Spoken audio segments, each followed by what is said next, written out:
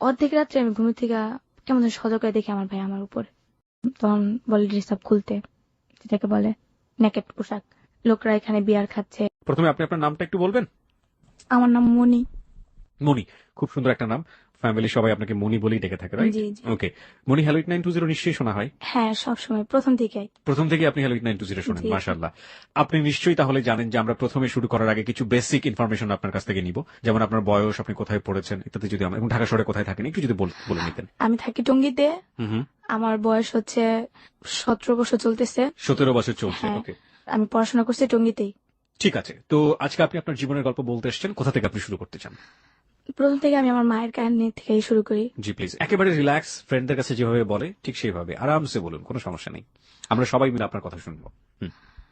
প্রথমে আমার আম্মু একজন ক্লিনিকের একজন, আপনার বলতে পারেন ডাক্তার ছিল, নার্স। জি।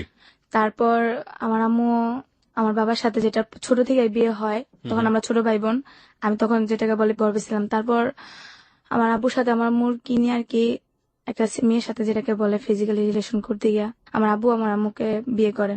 আমি ঠিক ঘটনাটা বুঝতে পারিনি, আপনি যদি একটু আমাদেরকে ধীরে জিনিসটা বুঝিয়ে বলতেন। মানে আপনার আব্বুর কি হলো, আমরা ঠিক বুঝতে পারলাম না। আর কি আমার আম্মুর সাথে আমার আব্বুর বিয়ে হয়। হওয়ার পর আমার আব্বু মাছ ধরতে গিয়া একটা মেয়ের সাথে ফিজিক্যালি রিলেশন হয়। মাছ ধরতে গিয়ে অন্য একটা মেয়ের সাথে আপনার আব্বুর শারীরিক সম্পর্ক হয়েছে? হ্যাঁ। হওয়ার পর গ্রামের লোকজন দেখে ফেলে, দেখার পর ওইখানে আর কি বিচার বসায়। বিচার বসার পর আমার আব্বু ওই মেয়েটাকে বিয়ে করে। বিয়ে করতে বাধ্য হয়? হ্যাঁ, বিয়ে করার পর আমার আম্মু তো এগুলো সহ্য করতে পারে না। তারপর দেখে যে ওই মেয়েটার সাথে আমার আব্বু বেশ একটা রিলেশন ভালো করতেছে, আমার আম্মুকে দেখতে পারে না। আমার ভাইয়া তখন হইছে, আমি তখন হয়তো পেটে। তো আমার আম্মুকে দেখতে পারে না। তো আমার দাদা কি করে, আমার আম্মুর নামে যত সম্পত্তি ছিল আমাদের ঢাকায় ওগুলো দিয়ে ফেলে আমার আম্মুকে। আচ্ছা আচ্ছা। তো দেওয়ার পর আমার বাবা ওইটা মাইনা নিতে পারে না, আর আমার আম্মু ওইটা মাইনা নিতে পারে না, ছোট মা যেটাকে বলে, উনি মাইনা নিতে পারে না। তো উনি আমার আম্মুকে যেটা বলে পরামর্শ দেয় কিছুটা। জি। পরামর্শ দেওয়ার পর আমার আব্বু কি করে, যে আমার দাদার উপর অনেক টর্চারিং করে। টর্চারিং করার পর আমার দাদা স্ট্রোক করে মারা যায়। মানে আপনার বাবার অত্যাচারে আপনার দাদা মারা গেল? হ্যাঁ, একটা স্ট্রোক করে। কিসের জন্য সম্পত্তি লিখে দিচ্ছে অন্য মেয়েকে, ওনার ছেলে থেকে। তো আমার আম্মুকে অনেকভাবে সই নেওয়ার চেষ্টা করে, কিন্তু আমার আম্মু দেয় না। আমার আম্মু চিন্তা করে যে আমার ছেলে আসছে, আমার গর্ভে একটা আসতেছে, তো ওরও তো ভবিষ্যৎ আছে। না দেওয়ার কারণে আমার আম্মুকে ওনারা ছাইড়া দেওয়ার হুমকি দেয়। আমার আম্মুকে বিভিন্ন ভাবে টর্চারিং করে, ছেলে দেয়া, যেমন বাইরের কিছু লোক দিয়ে আমার আম্মুকে টর্চারিং করে। তো করার পর আমার আম্মু এক সময় দেখা যায় যে বাধ্যতামূলক আমার বাবার বাসায় ভাড়া থাকে। পরিচয় দেয় না যে ওনার হাজবেন্ড। আমার ভাইয়াও ডাকতে পারে না যে এটা আমার বাবা, ডাকলে আমার ভাইয়াকে বা মারধর করে আর কি। আমি ঠিক এই জায়গাটা একটু পরিষ্কার হতে চাই, সেটা হচ্ছে যে আগে যেখানে শ্বশুর বাড়ি ছিল ওই জায়গায় সে ভাড়া থাকা শুরু করলো? হ্যাঁ হ্যাঁ হ্যাঁ, কিন্তু মানুষে জানে তো যে ওনার ওয়াইফ। ভাড়া থাকা শুরু করলো, ঠিক বুঝলাম না। আপনার আম্মা তো ওখান থেকে চলে গেলেও পারতো, সম্পত্তিগুলো তো কেউ নিতে পারতো না, কেন ভাড়া থাকলো? বাইরের দিক দিয়ে বিভিন্ন ভাবে আমার আম্মুকে টর্চারিং করা হয়, যেমন মানে একটা মেয়ের জন্য বাইরে গিয়ে থাকাটা অনেক বেশি টাফ ছিল। হ্যাঁ, কোনো লোকে ভাড়া দিতে চায় না, আর আমার আম্মুর এমন কোন ফ্যাসিলিটি নাই যে অন্য জায়গায় রুম ভাড়া নিবে। তার আমার আম্মুরও আত্মীয় স্বজন যেগুলো আছে ওগুলো আমার আম্মুকে বোঝে না, টাকার জন্য হেল্প করে যেটাকে বলে। আর আম্মুকে অতটা দেখতে পারে না। তারপর যেটা হয়, ভাড়া থাকে। তারপর আমার যেটা বুঝ হয়, আমি যখন হওয়ার পর আমি আমার আম্মুকে যদি জিজ্ঞেস করতাম আম্মু বাবা কে, আম্মু বলতো যে তোমার বাবা নাই, তোমার বাবা মারা গেছে। কিন্তু ভাইয়াও বলতো না যে এটা আমাদের বাবা। তো আমরা ওনাদের বাড়ির চোখেই দেখতাম। ওই বাড়িটা কার নামে ছিল? বাড়িটা ছিল আমার দাদির নামে। দাদি তখন বেঁচে ছিলেন? হ্যাঁ, দাদি বেঁচে। দাদি কি আচরণ করতো আপনাদের সঙ্গে? ভালো, কিন্তু উনিও আমাদের পরিচয় দিত না যে উনি আমার দাদি। এমনিতে দাদি ডাকতাম, কিন্তু বুঝার পরে জানি যে এটা আমাদের আসল দাদি, দাদা দাদি। ওকে, যাই হোক, সে প্রসঙ্গে আমরা আসবো। হ্যাঁ, তারপর যেটা হয় আর কি, আমার আম্মু তখন একটা দাবি করে যে ওনার সম্পত্তি ওনাকে দিতে হবে, ওনার মেয়ে হয়েছে, এখন ওনার মেয়ের নিয়ে কোথায় দাঁড়াবে। তো একসময় ওনাকে বলে যে বাড়ি ছেড়ে তুমি চলে যাও। তখন আমার আম্মু বলে যে চলে গেলে আমি কই যাবো, কই থাকবো, আমার তো এখন ছেলে মেয়ে আছে, তুমি আমাকে কিছু না কিছু একটা দেও। তো যেহেতু জায়গা জমির পর আম্মুকে অনেক টর্চারিং করে, আম্মুকে মারধর করে, মেরুদণ্ড ভাঙা দেয় পিঠে।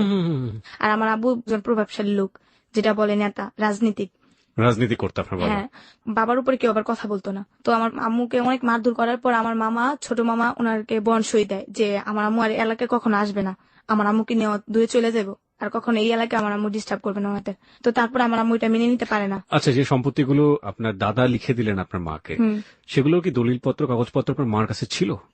বাট মারধর করার পর ঘরে যত জিনিসপত্র ছিল ওরা নিয়ে গেছে, আমাদের বের করে দিচ্ছে। তারপর আমি তখন বুঝি, প্রায় আমার বয়স, এটা মনে 2002 সালে কিংবা 3 সালের ঘটনা। এগুলো তো পরবর্তীতে আপনার মার কাছ থেকে আপনি শুনেছেন? হ্যাঁ, মারধর যখন করছে সেটা আমার মনে আছে যে আমার আম্মুকে মারছে। তখন আপনার বয়স কত ছিল? কত যেটাকে বুঝে একদম অল্প অল্প বয়স। বয়স, একবার 5 থেকে কি 6 দেখেছিলেন আপনি ওই সময়টা? দেখছিলাম যে আমার আম্মুকে ঝাড়ু দিয়ে পিটাইতেছে, আমার আম্মু অনেক মোটা ছিল, আর আমার আম্মু চুল পায়ে পর্যন্ত পড়তো। আমার আম্মুকে চুল ধরে চুল কাইটা দিতেছে, আমার আম্মু চুল, এই চুল নিয়ে মানুষের দেখাবি এগুলা। আর আমার আম্মু কিন্তু যেটা বলে মহাখালী শিশু ক্লিনিকে MBBS একটা ডাক্তার ছিল। আচ্ছা। তারপর আমার আম্মুকে বলে যে তুই কোনো জায়গায় কর্ম করে খাবি, ওই সুযোগটাও তোরে রাখবো না। বড় বড় কাঠের জিনিস ওইগুলা দিয়ে আমার আম্মুকে অনেক মারধর করে, কেউ যে ফিরাই বড়েও পারে না। তো আমি ওইটা দেখে আমি আমার খালারে ডাইকা নিয়ে আসছি যে খালাম্মা আমুরে মনে মন বাড়িওয়ালা মারতেছে। পরে আমার খালাম্মা যায় চলে, আমার খালাম্মা আমার ছোট মামা নিয়ে যায়।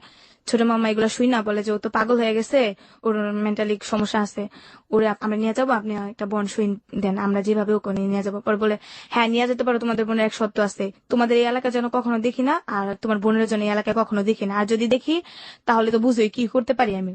তারপর ওরা কি করে যে বন সুই দিয়ে আমার আম্মুকে নিয়ে আসে, নিয়ে আসার পর ওরা আমার আম্মু কোথায় থাকবে, আমার আম্মু এগুলো মাইনে নিতে পারে না যে আমি এত কিছু করে আমি কেন সম্পত্তির অধিকার পাবো না, আমার ছেলে মেয়ে তো ওদের। তো আমার আম্মু কি করে থানার সাহায্য নেয়, থানার লোকরা আসে, তো আমার আব্বু কিছু টাকা দেয় ওনাদেরকে, আমি যেটা শুনছি আমার খালাম্মার মুখের থেকে। টাকা দেওয়ার পর চলে যায় পুলিশেরা, আর এটা নিয়ে বেশি একটা ঘাটাঘাটি করে না, বলে যে তুমি এগুলো করো না, তোমার সমস্যা করতে পারে, আমরা তোমাকে সবসময় পাহারা দিতে পারবো না, দেখা গেছে তোমার হাজবেন্ডের লোক এসেও তোমাকে ডিস্টার্ব করতে পারে, তখন কি করবা। তো আমার যেটা সৎ মা উনি আমার আম্মুকে ডাইকা নিয়ে যায়, নিয়ে আমার আম্মুর সাথে ভালো কথা বলে, হ্যাঁ তোমাকে জায়গা জমি এগুলো আমি ব্যবস্থা করে দেবো, তোমার কোনো সমস্যা হবে না। তো উনি কি করে যে কিছু তাবিজ তোমার যেগুলো বলে পাগল করার মতো কিছু, ওগুলো আমার আম্মুকে খাওয়াই দেয় মাংসের সাথে। তারপর আমার আম্মুর সাথে সাথে আইসা একা একা হাত নাড়ায় নাড়ায় আন্তাজি মান্তাজি কথা বলে, আর একা একা কোরআন শরীফ পড়ে, মানে কিরকম জানি একটা হয়ে গেছে, এক ধরনের পাগলামো। পাগলামি। ছেলে মেয়েদেরকে দেখতে পায় না, কাউকে দেখতে পায় না, মানুষের সাথে কেমন খারাপ আচরণ করে, আর আমার নিয়ে ঘরে থাকে না। ওকে, প্রিয় শ্রোতা, এই পার্টে আপনাদের সবার দৃষ্টি আকর্ষণ করছি আমরা রিয়েল লাইফের একটা ছোট্ট পার্ট এরকম, যেখানে অনেক বেশি প্রশ্নবিদ্ধ হতে পারে, যুক্তি একেবারে নাও খাটতে পারে, but this is a part of life. যেমন আমরা অনেক সময় ভূতের অনেক ধরনের গল্প শুনে থাকি, যেটা কারো কারো কাছে একেবারে আজগুবি, কারো কারো কাছে কোনো যৌক্তিকতাই নেই, কারো কারো কাছে বৈজ্ঞানিকভাবে প্রমাণিত না।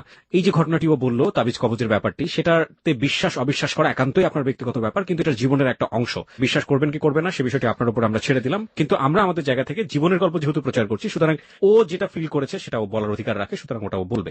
হ্যাঁ, তারপর যেটা হয়, আর আম্মু আমার বাসায় থাকে না, তো আমার ভাইয়া তখন ধরেন 10-12 বছর, আমরা এক ভাই এক বোনই। তারপর আমার আম্মু কি করে আমাকে নিয়ে দৌড়াদৌড়ি করে, রাস্তায় দৌড়ায় যায়, অনেক দূরে দূরে দৌড়ায় জায়গা, আর আমি যদি হাত ছাড়ি আমাকে হাত ছাড়ে না, আমাকে গলা টিপা ধরে, আমার বুকের উপরে দাঁড়ায় থাকে, আমাকে অনেক মারধর করে।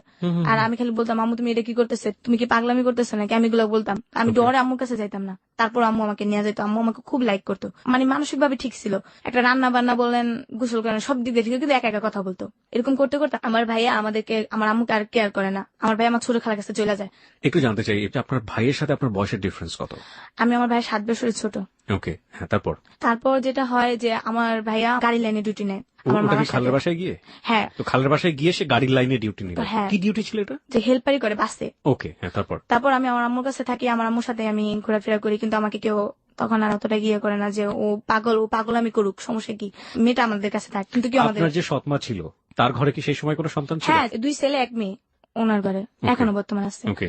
তারপর যেটা হয় যে আমার আম্মু আমাকে নিয়ে যায়, রাস্তায় থাকি আমরা, থাকা জায়গা নেই। 2004 সালের কথাটা আমার মনে আছে, তখন একটা গ্যাঞ্জাম হয়। রাস্তায় কিভাবে থাকলেন? দেখা গেছে কোন দোকানে সাইডে আমরা প্রথমে বসে থাকতাম, আম্মু বসে থাকতো, আম্মুর কোষে যেটাকে বলে, আম্মুর কোষে আমি মাথা দিয়ে রাখতাম, আম্মু আমাকে কাপড় দিয়ে ঢাকা রাখতো, ঢাকা আমরা শুয়ে থাকতাম। আর আমার মনে আছে খুব শীতের দিন ছিল, তখন কি হইতো যে আম্মু আমাকে নিয়ে একটা দোকানের সাইডে আম্মু শুয়ে থাকতো, শাটারের ওই সাইডে আমি শুয়ে থাকতাম, আম্মু বাইরে শুয়ে থাকতো, আম্মু আমাকে জড়াই দিয়ে কাপড়ের ভিতরে পেঁচাই নিয়ে শুয়ে থাকতো, আম্মু সাইডে শুয়ে থাকতো। কিন্তু আমার ফ্যামিলিটা ওরা ভাবতো না যে মেয়েটাকে আমি রাখি বা ওরে এক ঘরে বন্দি করে রাখি, কোনো সময় করতো না, আমার ফ্যামিলি দিকে একটা কেয়ারই করতো না। তারপরে এইভাবে আমরা রাস্তায় থাকতাম, আমার ভাই দেখলে আমাদের সাথে দেখা করতো না, কথা বলতো না। আমার আম্মু আমার ভাইয়াকে খুব লাইক করে, ভাই কি বলবো, এতটাই লাইক করে যে আমার থেকে আমার ভাইয়ের খুব লাইক করে। আমার ভাইয়ের কিছু হইলে আমার মনে হয় আম্মু খুব টেনশন করে, আম্মু বলে যে আরে তোর ভাইয়েরা দেখে আসি, এটা। তো আমরা রাস্তায় ঘুরতে ঘুরতে একদিন দুপুরবেলা বনানি আইসা ফুটপাতে চা বেচে, চা খাই আমার আম্মু আর আমি। তো আমার ভাইয়াকে দেখি যে বাসের ভিতরে যে ডাক দেওয়া লোক নেয় না, তো আমার ভাইয়া ডাক দেওয়ার লোক নিতেছে, আমার ভাইয়ের আমি দেখে জাহিদ ভাই করে ডাক দিই, তো ডাক দেওয়ার পরে ভাইয়া দাঁড়ায় দেখা ও আর কথা কয় না। আপনার ভাইয়ের নাম ছিল জাহিদ? হ্যাঁ। তো দেখে আমার বলতেছে তোরা এনে, পরে আমি ভাইয়া মায়ে দেখতে চাইছে, তোমার মায়ের কাছে যাও, মার কাছে গিয়ে আমার এখন সময় নাই, 16 টাকা দেয় আমার আম্মুরে। 16 টাকা দেওয়ার পরে বলে আমি যাই, আম্মু আবার ডাক দেয় অনেক, যাই একটু কথা শুনতে, বাবা তোর চেহারা একটু দেখবো, কিন্তু ভাইয়া আর আম্মুর সাথে কথা বলে না, ভাইয়া চলে যায়। পরের দিন আমি আর আম্মু টঙ্গিতে আমাদের খালার বাসায় যাই, যার পরে আমি ভাইয়ের জন্য দাঁড়ায় থাকতাম আমরা, পরে ভাই কখন আসবে, আসলে কিছু টাকা দিবে, আমরা ওই টাকা দিয়ে খাওয়া দাওয়া করবো। তো ভাইয়া আসলো, আসার পরে তো আমি আমার ভাই বলতেছে, ভাই আপনার সাথে ভাই দেখা করতে চাই, মার সাথে একটু কথা কইবেন। পরে ডাক দে, পরে ভাই আসতে, বাপ কেমন আছো, একটু জড়াই ধরলে না, এই তুমি আমার জড়াই ধরবে না, কেন জড়াই ধরতেছো, এই তোমার শরীরে কি অবস্থা, নোংরামি অভ্যাস, কি আমার জড়াই দরকার, তুমি আমার রাস্তায় দিতে ডাক দিবা না, তোমার মতো ফকিনের লোকের রাস্তায় কথা বলে মানুষ আমার মান সম্মান চলে যায় না। আমার ভাই আমার মারে এগুলো কইতো। তো মায়ের কষ্ট নিত না মনে, আমি কষ্ট নিতাম। আমি মনে করতাম যে ভাই এরকম বড় লোক দেখে আম্মুর এরকম করে, আর আমার সাথে ভাই কথা কইতো না। রাস্তাঘাটে দেখলে একটা সামনে বোন বলে আদর করতো, ওরকম করতো না। আমার খালতো বোনের মেয়ে দুইটা ছিল, ওদের তো অনেক লাইক করতো আমার ভাইয়া, ওদের পড়ালেখা সবকিছু চালাইতো আমার ভাইয়া, বই টই যা বলেন, খাতা বলেন, সবকিছু চালাইতো, কিন্তু আমাকে কোনোদিন 2 টাকা দিত না। আর আমি চাইতাম না, আমি খুব ভয় পেতাম ভাইয়ারে। তারপর যেটা হয়, আমার খালার বকাবকি করে, তুই আমার ছেলেটা নষ্ট বানাইছিস, আমার ছেলেটা আমার দেখতে পারে না, আমার ছেলেটা কি করছিস তোরা, আমার ছেলে আমাকে দেখতে পারে নাকি, এটা বলছে দেখে না। আমার খালা তকাতকি করে, আমার আম্মু তকাতকি করে। তারপর আমার ভাই আমার আম্মুকে কোমরে বেল দিয়ে মারতে যায়, তো আমি আমার ভাইয়ের দড়ি দেখে, ভাই মারে না মেরে আমাকেই মারে, অনেকগুলো থাপ্পড় মানে, অনেকগুলো ঘুষি মারে। আর কখনো এদিকে যদি দেখি তাহলে ঠ্যাং ভেঙে দিমু, তোর মারে না কখনো আবি না, এই মুখ তোরা কখনো দেখাবি না। মা বলে ডাকতো না ওনাকে? আর না, কখনই আমার মানে মা বলে ডাকতো না, আমার মা ভিক্ষা করতো দেখে অবহেলা করতো। ও মানে ওই সময়টা উনি ভিক্ষা করতেন? হ্যাঁ, আমরা তো খাইতে পারতাম না, তো আমার আম্মু আর আমি চাই খাইতাম, আমি চাইতাম, আম্মু তারা থাকতো। আপনার তখন বয়সটা কত, আপনার যদি মনে থাকে, মানে যে সময়টা আপনি লোকজনের কাছে চাইতেন, আপনার মা কি করতেন? বয়স কত সঠিক আমি বলতে পারি না, তখন 2005 সালের ঘটনা এটা। 2005 সালের ঘটনা, তার মানে খুব বেশি দূরে তো না। হ্যাঁ, আপনার যদি এখন 18 বছর হয়ে থাকে, তাহলে 2005 সালে তো বুঝতে পারছেন প্রিয় শ্রোতা, ও মোটামুটি বড়ই ছিল সেই সময়টাতে, হ্যাঁ। বছর দশকের মতো বয়স। ওকে, হ্যাঁ, তারপর? তারপর ভিক্ষা করতে গেলে সময় বাসা বাড়িতে যদি চাইতে যেতাম, তাহলে ওনারা বলতো, কাজ করে খাইতে পারো না, ভিক্ষা করো কেন। তোমার আম্মু তো দেখতে সুস্থ সবলে মনে, কিন্তু আম্মু হাঁটতে পারতো না, অনেক কষ্ট করে হাঁটতো। আমার এমবিবিএস ডক্টর, সে ভিক্ষা করছে? বিশ্বাস যদি অনেক জায়গায় আম্মু আমাকে নিয়ে গেছে হেল্প করার জন্য, ওনার অনেক পরিচিত লোক ছিল। দেখা গেছে যে আপনার মতিঝিল টেন্টি কলোনি আছে না, ফকিরাপুল, হ্যাঁ, হ্যাঁ। ওইখানে একটা আমার মামা ছিল।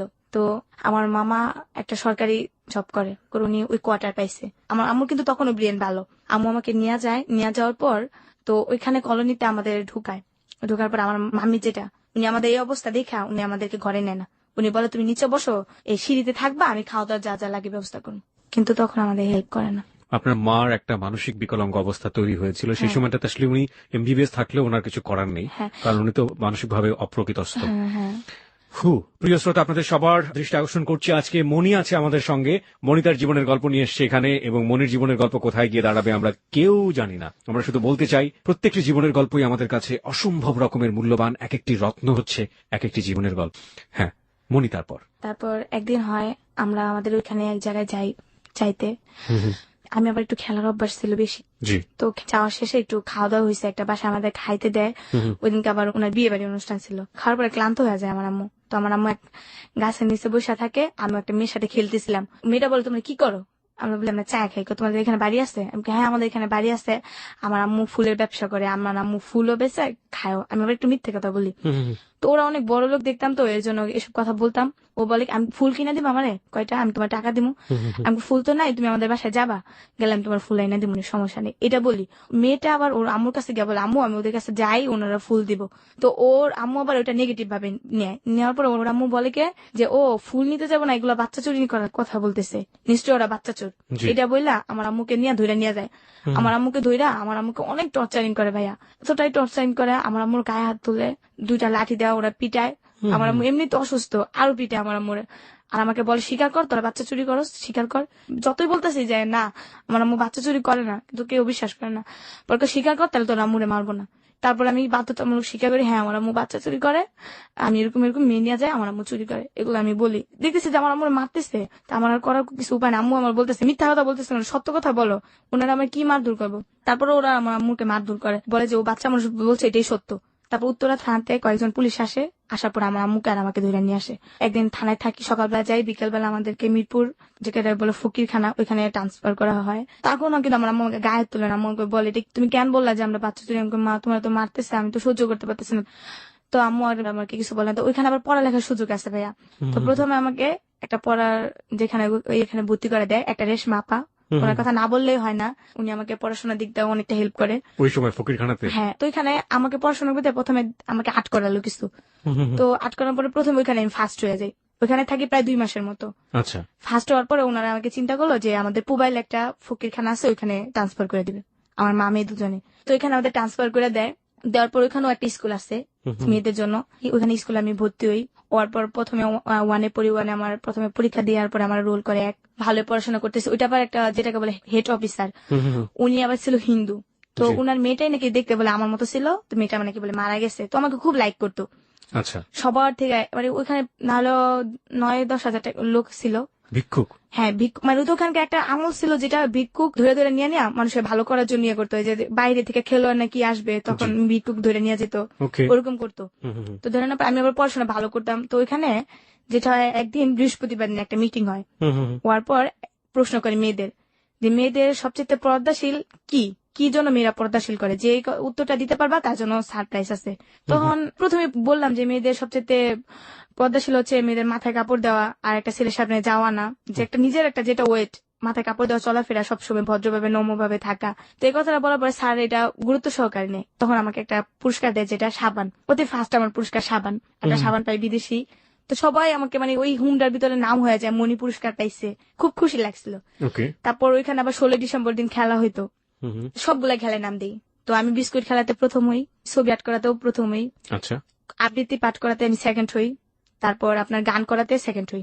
আচ্ছা, 4টা পুরস্কার একসাথে আনি, আমার পুরা ইয়েটাই একবারে নাম হয়ে যায়, মনি পুরস্কার পেয়েছে। তার মানে আপনার বোঝা যাচ্ছে যে আপনার শৈশবটা প্রচন্ড রকম ভাবে ভালো কাটার একটা জায়গাতে আপনি চলে গেলেন। হ্যাঁ, কিন্তু ওইখানে ভালোই, তো ওনারা আমাকে দিতে চাচ্ছিল না, তখন আমি 3তে উঠে যাই। আচ্ছা, তো উঠানোর পর এর ভিতরে আমার আম্মুর একটা অসুখ হয়ে যায়, ওই হোমের ভিতরে। ওইখান থেকে কিন্তু বের হওয়া যায় না, এই ভিতরে সবকিছু ওখান থেকে বের হতেই দেয় না। ওইখানে আবার হাতের কাজ চলে, শাড়ি, বিভিন্ন ডিজাইন, ফতুয়ার কাজ, এগুলো চলে। আমি আবার ফতুয়ার কাজ করতাম। ওইখান থেকে আপনাদেরকে এগুলো করে নেওয়া হতো? হ্যাঁ, বিনিময়ে আপনাদেরকে কি দিত? খাবার? টাকা দিত না, খাবার তো আছেই, টাকা দিত। বাজার করতে হলে আপনারা কোথায় যেতেন? আমরা বাজার করবো, ওইখানে একসাথে রান্না করে সবাই সিরিয়াল ভাবে দিত। আচ্ছা, টাকাগুলো কি করতেন আপনারা? আর আমরা যে টাকা, ওই টাকা হাতে রেখে দিতাম। তারপর দেখা গেছে একটা দোকান আসছে আপনার, ওখান থেকে কি কেউ ভালো হয়ে তাকে ছেড়ে দিত পরবর্তীতে? ভালো তো হইতেই দিত না। যেমন আপনাকে ধরে নিয়ে গেছে, তো আপনার একজন আত্মীয় স্বজনের মাধ্যমে আপনাকে আসতে হবে ওইখান থেকে আপনার হেড অফিসে যাইতে হবে, তেজগাঁ থেকে আপনার বনসই কইরা ওইখান থেকে ছাড়াই নিয়ে আসতে হবে আত্মীয় স্বজনের মাধ্যমে। আর যদি মেয়ে থাকে, দেখা গেছে মেয়েদেরকে আপনার বড় একটা ভালো চাকরি দিয়ে শেষ পর্যন্ত বিয়ে বের করে দিবে। তারপর আমার আম্মু একটা প্রচন্ড রাখার অসুখে পড়ে যায়, পাতলা পায়খানা যেটাকে বলে। ওই পর আমার আম্মুকে ডাক্তারে নেওয়া ট্রিটমেন্ট করা হয়, কিন্তু আমার আম্মু ভালো হয় না। তারপর আমার আম্মুকে কি করে, জিজ্ঞেস করে যে তোমার কেউ আছে নাকি, আমার আম্মুকে ঠিকানা বলতে বলে। আমি বলি আমার আম্মু ততটা ইয়ে নেই, আমার চট্টগ্রাম আছে। আমি বলছি টঙ্গী, যেটাকে একটা ঠিকানা আছে নিরসপাড়া বললাম। বলার পর উনি ওই ঠিকানা অনুযায়ী আমার খালাম্মার বাসায় গেল। আমার খালাম্মা এই 2 বছরের ভিতরে নাকি অনেক বিশ্রাইছে আমাদের, বাট কোনো খবর পাই নাই। তো যখন আমার খালাম্মা শুনছে, তখন আমার খালা আর আমার মামি আসছিল। তো আসার পর আমার খালা মামি এসে আমার দেখছে যে আমার আম্মুর খুব অবস্থা খারাপ। ও এর ভিতরে যেটা হয়, আমার আম্মু একদিন ড্যানিশ খাইতে চায়।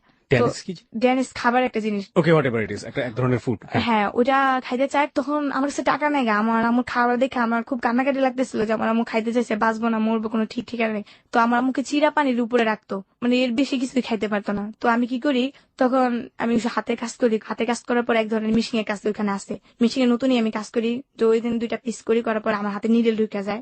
নিডেল ঢুকার পর ওই হাতে আমার অনেক জখম হয়, মানে এতটাই রক্ত হয় যেটা বলার বাইরে। তো ওইখান থেকে আমি প্রায় 200 টাকা পাই।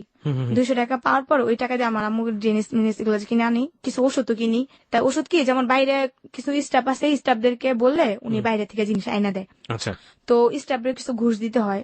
তো স্টাফদের বলছি, বলার পর স্টাফরা অনেক কিছু আনছে। আনার পর আমার খালা মামি ওরা দেখতে আসলো। তো আসার পর আমার মামিরে দেখে তো আমি খুব মানে হয়ে গেছে, আমার একটা আত্মীয় স্বজন আসছে। তো ওরা বললো যে আপনাদের বোন নিতে পারেন, কিন্তু মেয়েকে আমরা দিব না। তো বললো কেন, মেয়েটা অনেক ভালো স্টুডেন্ট, এই মেয়েটার ভবিষ্যৎ আমরা নষ্ট হতে দিব না। কারণ আপনার যেটা শুনছি, ওর বাপ মা কেউ নাই, মা থেকেও নাই, মা একজন অসুস্থ, জানি না কি করবে মেয়েটার বয়সে। তো আমরা চাই ওকে দিব না, ওকে আমরা ভালো কোনো জবে দিয়ে দিব, আমরা মেয়েটাকে দিতে পারবো না। তো আমার আম্মু বলে আমার মেয়ের স্যার আমি কখনো যাবো না, আমার মেয়ে বাঁচতে হলে মা মেয়ে একসাথে বাঁচবো, আর মরতে হলে আমরা মা মেয়ে 2জনই মরবো। আমাকে ছাড়া তো আমার মামাকে বাঁচানো সম্ভব না, একমাত্র আমি আমার আম্মুকে দেখি। তো আমার খালারা বললো যে না দেখেন স্যার, ওনার তো শেষ সম্বল ওনার মেয়েটাই, তো একটা দেখুন একটা ইয়ে করেন। তো স্যারের আমাকে দিতে চায়নি, কারণ ভালো একটা স্টুডেন্ট, ছাড়েদের একটা খুব ভালো একটা ইয়ে হয়ে গেছে। এই যে ফকিরখানার বর্ণনাটা আপনি দিচ্ছেন, এই ফকিরখানাটা কোথায়? এটা পুবাইল চৌধুরী পাড়া। পুবাইল চৌধুরী পাড়াতে এটা একটা ফকিরখানা? হ্যাঁ। এটা কি সরকারি? হ্যাঁ, সরকারি। ওকে। তারপর যেটা হয়, পরে আমার আম্মুকে, তারপর ওরা তেজগাঁ যায়। এই ফকিরখানার নামটা কি আপনার মনে আছে? আমি ফকির, হ্যাঁ, চৌধুরী পাড়া ফকিরখানা। হ্যাঁ, চৌধুরী পাড়া ফকিরখানা। ওকে। তারপর আমার আম্মু আর আমাকে নিয়ে আসে ওইখান থেকে, একটা ট্যাক্সি কাপ ওরাই ভাড়া করে দেয়। তারপর ওরা বলে, দেখেন মেয়েটার ভবিষ্যৎ নষ্ট হইতে দিয়েন না, যদি কোনো সমস্যা পড়েন আপনারা আমাকে জানাবেন, আমরা মেয়েটার যা কিছু করার করবো, তারপর মেয়েটার ভবিষ্যৎ নষ্ট হইতে দিয়েন না। তারপর যেটা হয়, রোজার মাস, আমার আর আমার আম্মুকে ট্যাক্সি কাপ করে আমাদের নিউজ পেপারে আনে। তো রাখবে কোথায় আমাদের? খালা একজন আপনার ছেলে নিয়ে থাকে, আমার ভাইয়াও থাকে, 2 ছেলে নিয়ে ধরতে গেলে থাকে। তো ওইখানে আমাদের উঠালো। আমার আম্মু তো প্রায় বিছনায় পড়া। তো আমার আম্মুকে মানে বাঁচার কোনো কায়দাই নেই আমার আম্মুর। ওই যে একটা কেন উসুকি পড়ে গেল আম্মু। আর আমার আম্মু তো সবসময় বড় লোকে বলতেই পারেন যে ভালো পরিবেশে থাইকা অভ্যাস, এগুলো আর কেউ ওনার সহ্য হয়নি। তারপর একটা মানে এতটাই অসুস্থ হয়ে গেছে যা বলার বাইরে। তারপর আমার আম্মুকে চিকিৎসা করানো হয়নি, আম্মুকে ভালো করে গোসল টোসল করায় ভালো কিছু খাবার দাবার করাইতে দিল। আমি আমার আম্মুর সেবা যত্ন করতাম। তো রোজার মাসে যেই শুনছে আমরা আসতে, আমার ভাই আর আসেনি আমাদের দেখতে, আমার ভাই চলে গেছে। বুঝি নাই, কোথায় আসলো আপনার ভাই? মানে আমাদের তো নিয়ে আসলো, আমার ভাইয়া গাড়িতে ছিল। থাকার পর আমার খালামাতে শুনছে, খালামার বাসায় গেছে। কোথায় নিয়ে গেল আপনাদেরকে? আমাদের নিয়ে গেছে আমার ছোট খালার বাসায়। আর ওইখানে আসতে আমার মিজু খালার বাসায় গিয়া বললো যে তোর আম্মু আসছে, তুই তোর আম্মুকে দেখতে যা। আপনার ভাই থাকতো মেজু খালার বাসায়, আপনারা গেছেন ছোট খালার বাসায়, রাইট? ছোট খালার বাসায় থাকতো আমার ভাইয়া। তো আমার ভাইয়া গাড়ি চালাইতে গেছে, তো ওই দিনকে নামছে গাড়ি থেকে। আমার পর সরাসরি আমার মিজু খালার বাসায় গেছে। মিজু খালার বাসায় যাওয়ার পর মিজু খালা বললো যে এমন এমন তোর মা আসতে, এমন এমন আমরা এমন জায়গা থেকে আসছি। তারপর এই কথা শুই না, ও আর আমাদের দেখতে আসেনি, ও ওই দিক দিয়ে চলে গেছে। চলে যাওয়ার পর আমরা তো বাইরে দেখবো, আমার আম্মু কত আশা বাইরে দেখবে, তো ভাই আর আসেনি। তো আমরাই বসে আসি, আসে না খবর নেই, 2-3 দিন চলে যায় আর আসে না। খালামাও আমাদের অতটা কেয়ার করে না, খালামা ছোট খালা করে তো করে না, মানে কিরকম হেলা করে। হ্যাঁ, এরকম করতে পারছি না। আমার মা আবার এক কথা সহ্য হয় না, আমার আম্মু খুব একটা ধরতে পারে রাগী লোক, অনেক রাগী, খুব জিদি। ওনার একটা কথা বলে ওনার সহ্য হয় না। তো ওনার কথা যে সারা জীবন কামাই করে তোদের খাওয়াইছে, এই বিপদের সময় তোরা যদি আমার না দেখোস আমি কোথায় যাবো? তারপর আমার আম্মুকে অতটা ইয়ে করে না। তো আমার আম্মু কি করে, ঝগড়া করে ওদের সাথে, সুস্থ হয়ে যায়। সুস্থ হওয়ার পর বের হয়ে আসে, তারপর আবার আমরা এই যে রাস্তায় থাকা শুরু হয়ে যায়। রাস্তায় থাকি, আম্মুর সাথে বিক্রি করি, এখানে ওখানে থাকি। আপনাদেরকে কি তাহলে ওই ফকিরখানা থেকে বেরিয়ে করে দিল? হ্যাঁ, আপনাদেরকে এক পর্যায়ে ফকিরখানা থেকে বের করতে চাচ্ছিল না, আবার আম্মার অসুখের কারণে আপনাকে শেষ পর্যন্ত আপনাদেরকে খালার বাসায় দিয়ে আসলো। আচ্ছা, তারপরে আপনার যেটা হলো যে ওইখানে আপনার আম্মু ঝগড়া করলো, ঝগড়া করার পরে হলো না, ওখানেও এক ধরনের টানাপোড়েনের লাইফ, এবং শেষ পর্যন্ত আবার সেই ভিক্ষার জীবনে ফিরে গেলেন। হ্যাঁ। তারপর যখন ভিক্ষা করতাম, যেটা হয়, আম্মু ভিক্ষা করতো, আমার খুব শরম লাগতো। টঙ্গী বাজার, আমরা নিচে থাকি। তবে যেসব লোকরা দেখছে ওদের সাথে ইচ্ছে করলে আপনি ফোনে যোগাযোগ করতে পারেন, সমস্যা নেই। তারপর আম্মু থাকতো, আম্মুর সাথে চাইতাম। তো আবার রাত হলে, দিন হলে আম্মু চাইতো, আম্মুর সাথে চাইতাম। আম্মু ঘুমাইতো দিনে। কিভাবে চাইতেন আপনারা? কিভাবে চাইতাম যে কিছু সাহায্য করবেন। আম্মু আবার আমাকে শিখাই দিতে হবে, আমাদের কিছু সাহায্য করবেন। তো উনি বলতো কি সাহায্য করব? হ্যাঁ, আমরা অভাবে পড়ে আসছি, এরকম এরকম। এক ধরনের মিথ্যা কথা তো অনেক সময় ভিক্ষা করতে গিয়ে বলতে হয়। আমার আম্মু বাট মিথ্যা কথা বলতো না, অনেকে আছে না যে জিজ্ঞেস করতো। তো এক পদে আমাদের টঙ্গীর মেয়র আজমতুল্লাহ, উনি একদিনকে আমাদেরকে ভিক্ষার দেখে আমার আম্মুকে চিনে ফেলে। আম্মুকে দেখা সিকিউরিটি দিয়ে ঢাকায় নিয়ে যায়। আম্মুকে দেখা বলে, তুমি এই জায়গায় কেমনে আসলা, এভাবে কেন, এরকম কেন তুমি? তো উনি দেখে আম্মু এগুলা বলে। আম্মু আবার এক পর্যায়ে তুই তুই করে বলে, দেখতেছ না তোদের কারণে আমাদের এখানে, মানে আম্মু এক পর্যায়ে ওদেরকে কেমন জানি, আমি চিন্তা করতেছি একটা মেয়র, যেটাকে বলে চেয়ারম্যান, উনি আম্মুর সাথে এইভাবে কথা বলতেছে, আম্মু এইভাবে কথা বলতেছে, একটা অবাকের বিষয় না? তারপর দেখলাম একসময় আম্মুকে বলার পর আম্মুকে বলে, হ্যাঁ তোদেরকে আমি হেল্প করবো, কিছু টাকা দেবো। তখন আমাদের কি করে 500 টাকা দেয়। তারপর বলে অমুক দিন আসবি, তোদেরকে আমি একটা রুম নিয়ে দেবো, তোদেরকে হেল্প করবো। তারপর যেটা হয়, একদিন বৃষ্টির সময়, খুব বৃষ্টি, মানে এতটাই বৃষ্টি, আমি আর আম্মু বসে থাকি। বৃষ্টির সময় থাকতেন কই আপনারা যখন ভিক্ষাটা করতেন? সারাদিন আমরা জায়গায় জায়গায় গিয়ে বিক্রি করতাম, উত্তরা, নিউজপাড়া, টঙ্গী, এগুলাতে বিক্রি করতাম। বেশিরভাগই উত্তরা যেতাম, কারণ উত্তরা আমি না টঙ্গীতে করতাম না, কারণ আমার কিছু বান্ধবী ছিল যেটা নিউজপাড়া। আমার আম্মুর সাথে চাইতে সময় আমার খালামার বাসায় যখন যাইতাম না, তখন আমার বান্ধবীগুলো আমি দেখতাম না, ওরা যখন মার্কেট করতে আসতো না, রাতে আমার দেখতাম আমি ভিক্ষা করতেছি না, দেখলে না ওরা আমাকে পরে শরম দিত, তুই ভিক্ষা করস, তোদের সাথে আমি কথা বলবো না, তোদের সাথে দেখতে আমার মানে আমাকে শরম দিত এক পর্যায়ে। আমি খুব শরম পাইতাম, এই জন্য আম্মুরে নিয়ে আমি দূরে দূরে যেতাম, দূরে দূরে বিক্রি করতাম আমরা, কিন্তু কাছে করতাম না। তারপর রাত্রে শুয়ে থাকতাম আম্মুরে নিয়ে। তো এক সময় দেখা যায়, শুয়ে থাকতেন টঙ্গী বাজার, বাজারের মধ্যেই? হ্যাঁ, বাজারের মধ্যে শুয়ে থাকতাম। সমস্যা হতো না কোনো? আসলে একটা যুবতী মেয়ে, যুবতীও না, একটা ছোট মেয়ে বলতে পারেন, তখন আমি সাবালিকা হইনি যেটাকে বলে। দেখা গেছে একসময় শুয়ে থাকতাম, একদিন যেটা হয়েছে, তখন আমের সিজন, তখন আমরা চাইতে প্রায় অনেক আম পাইছি, আমাদেরকে অনেক আম দিছে। তো আম্মুরে বলতেছি এই আমগুলো পুচা যাবো গা, কি করবো? তো অফিসে গার্মেন্টস লোক আসছে না, তো আম্মুর আমি বলতেছি, আম্মু এই আমগুলো আমরা এক কাজ করতে পারি, যে আমি বিক্রি করি, কিছু টাকা হইলো কিন্তু আমরা খাইতে পারবো দুপুরে। কয় কি করবা? আমি কই, তুমি তো রাত্রে ঘুমাও না, তুমি এখানে শুয়ে থাকো, আমি তোমার এখানে বসে বসে আম বিক্রি করি। তা আম্মু আবার আমাকে খুব কেয়ার করতো, মানে কোথাও যাইতে দিত না, মানে যাইতেই হলে না আম্মুর পারমিশন নিত আর আম্মুর সাথে যেত।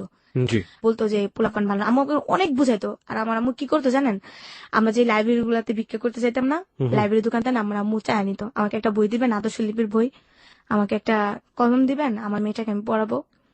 আর আরবির দোকানে যাও বলতো যে আমাদের একটা কায়দা দিবেন, আমার মেয়েটা আমি পড়াবো। তো আমার আম্মু আমাকে, যখন রাত্রে আমরা অনেকটা সময় দোকান বন্ধ হয়ে যায় না, তখন আমার আম্মুকে দেখে দেখে আমাকে পড়াইতো। আমিও পড়াশোনায় মনোযোগ দিতাম, আম্মু পড়াইতো আমিও পড়তাম, আম্মু হাতে লেখা শিখাইতো। সারাদিন ভিক্ষা করতেন আর আর রাতের রাত্রে বেলায় চাওয়া আম্মু বইগুলো নিয়ে আপনাকে পড়ানো হতো। পড়াইতো। তো আমার আম্মু বলতেছে, তুমি আম্মু ব্যস্ত, তুমি এই পড়াগুলো মুখস্থ করো, আমি একটু ঘুমাই, রাত্রে আবার ঘুমাইতে হয়। তো আমি আম্মু শুয়ে আসতে আমি আম বিক্রি করতেছি, তো এক গার্মেন্টসের লোকরা আবার কিনতো আম। তখন আমের দাম বেশি ছিল, গার্মেন্টসের লোক দেখা যাচ্ছে 10 টাকা 20 টাকা দিয়ে কিনে নিত, তো আমাদের 50 টাকা এই 100 আমগুলো টাকা পেয়েছিলেন কিভাবে? এগুলো বিক্রি করা? চাইতাম। আম্মু আমার আরো আমের দিতে দোকানে গিয়ে চাইতেন? হ্যাঁ, আরো দোকানে চাইলে না আবার ওরা দিত, দিলে দেখা গেছে অনেকগুলো আম দিত, যেগুলো খাইতাম তো খাইতাম, আর যেগুলো থাকতো ভালো ভালো ওগুলো বিক্রি করতাম। আচ্ছা। বিক্রি করা, তারপর যেটা হইতো যে ওরা এগুলা কিনা আমাদের প্রায় প্রতিদিন না হলেও 60 টাকা 70 টাকা এরকম হইতো। তো হইলে আম্মু আর আমি ওইগুলা দিয়ে দিনে হয়ে যেত। তো ওই দিনকা পড়াশোনা মানে অনেকটা পড়লাম, পড়ার পর আম্মুকে আম্মু আমি ঘুমে ধরছে, আমি ঘুমামো। তো আম্মু আবার সজাগ হয়ে গেল, আম্মু শুয়ে রয়েছে। তো ওই দিনটা যেমন আম্মু ভিতরের দিকে শুই নেই, আমি শুয়েছি বাইরের দিকে, আম্মু শুয়েছে ভিতরের দিকে, ঠিক আছে। তো ওই দিনকে একটা লোক, ওটা উনি কলা বিক্রি করে। তো ওই দিনকা আমি শুয়ে আছি, যেমন বুঝতেই পারেন একটা শুয়া কিরকম, আমি সোজা হয়ে শুয়ে আছি। তো উনি আমাকে কি করে যাওয়ার সময় টাচ করে, সেটা বলে অনেক মানে প্রচন্ড আকারে টাচ করে। একবার করে আমি সেটা বুঝতে পারিনি, 2-3 বার করে আমি ফালতু ঘুমিতে উঠি। তো আম্মুকে বলি, আম্মু লোকটা দেখে লোকটা চলে যায়।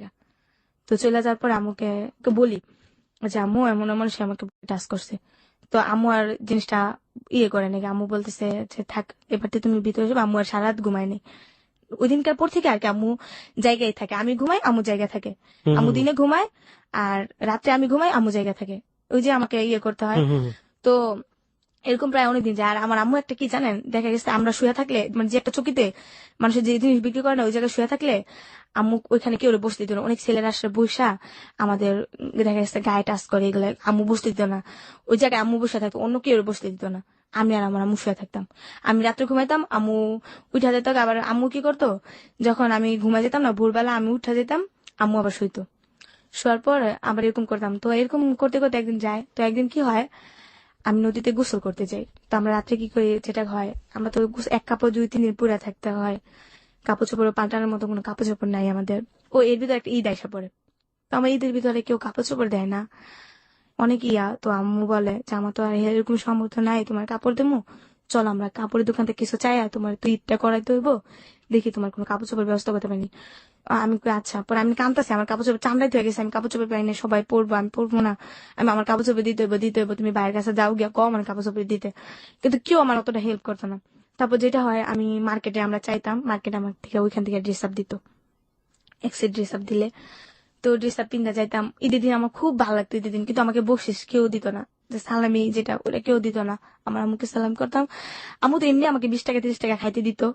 তারপর ওই দিনকে সালাম করলে 20 টাকা 30 টাকা দিত। ওই দিনকে আম্মু আমার কাছে হাতে রাখতো না, ওই দিনকে আম্মু কোথাও বসে থাকতো, আমি দিন সারাদিন ঘুরতাম আমাদের এলাকা দিয়া, যেটা নিউজপাড়া ঘুরতাম। তো ওই দিনকে কি হয়, এক রোজার ঈদ আমার খালাতো বোনেরা দুলাভাইরে সালাম করে, তো আমার দুলাভাই ওদেরকে 30 টাকা করে দেয়, 60 টাকা দেয়। তো ওরা বলে আব্বু আমি যাই। তো এই জিনিসটা দেখে আমার খুব কষ্ট হয়, যে আজকে আমার বাবা থাকলে হয়তো ওইভাবে বলতে পারতাম তখনও কি আপনি জানেন যে আপনার বাবা উনি? না, আমার আম্মু তখন বললে আপনি জানেন আসতে না? যে আমার বাবা নাই। তখনও বাবা বলেনি আপনাকে যে আপনার না, বাবা না, নাই? নাই। ওকে। আর আরেকটা জিনিস যেটা, সেটা হচ্ছে যে আপনার এলাকাতে তো সবাই মোটামুটি আপনার আত্মীয় স্বজন জানতো যে আপনারা ভিক্ষা করে হ্যাঁ, খান, সবাই জানে, এলাকা সবাই জানে যে আমরা সব ভিক্ষা এভরিবডি করি। জানে। হ্যাঁ, সবাই ওকে। জানে। তারপর যেটা হয় যে আমি এই ভিক্ষা করা ভাগ্নিগুলো আমাকে নিয়ে যায় না ঘুরতে, যে ওরা ভিক্ষা করে, ওরা দেখলে পরে আমাদের মান সম্মান নষ্ট সব হয়ে যায়। সবাই সবাই দূর দূর করে তাড়িয়ে হ্যাঁ, দিত। ও আমার ওইটাও কি 2005 সালেরই ঘটনা? হ্যাঁ 2005 দিক দিয়ে। 2005-এ রয়েছে আমরা এখন হ্যাঁ, পর্যন্ত। হ্যাঁ। ওকে, হ্যাঁ, তারপর? তো এই জিনিসটা দেখে আমার খুব কষ্ট লাগে, যে আজকে যদি আমার বাবা থাকতো, তো আমার বাবাও আমার বলতো যে আম্মু নাও বকশিস, যাও ঘুরে আসো। তারপর আমি আমার বান্ধবীর সাথে, আমার কিছু বান্ধবী ছিল এমনিতে কথাবার্তা বলতাম, ওদের সাথে ঘুরতে মুড়তে যা, আবার রাত্রেবেলা আইসা বসছে আম্মুর কাছে, আইসা আবার আমরা রাস্তায় থাকি। দিনের বেলা আবার পোলাও মাংস যাই খাইছি, আমার খালামার বাসায় খাইছি, মামির বাসায় খাইছি, ওইখান থেকে আবার প্যাকেট করে দিছে, পলিথিন করে দিছে আমার আম্মুর লেগে লয়ে গেছি। তো আমার আম্মু আবার কি গরু মাংস খায় না, কারণ গরু মাংসের ভিতরে নাকি আম্মু কি মিশাই দিছে, এরপর থেকে গরু মাংস আম্মু খায় না। তা আম্মু পোলাও একটু হলে খাইছে, খাওয়ার পর আর খায়নি, তো ওইগুলো আমি খাইছি। প্রায় একটু বড় হলাম, 2007 সালের ঘটনা। বউবাজার আমরা বিক্রি করতাম, তো একটা যেটা বলে খ্রিস্টান স্কুল, চায়নার কোরিয়ানের মেয়েরা আছে না, তো ওইখান থেকে ওই মেয়েরা যেমন একটা স্কুল দিছে, ওনাদেরকে গরিব দুঃখী মানুষদেরকে খাওয়ায় এবং ওইখানে পড়ায়। তো ওইখান থেকে একটা লোক আমরা চাইতে গেছি, তো ওই লোকটা আমার আম্মুরে বলতেছে, তুমি কি করো, তুমি পড়াশোনা করো? আমি বলি না, আমি পড়াশোনা করি না। পরে বলতেছে, পড়াশোনা করো না? আমি বলি না।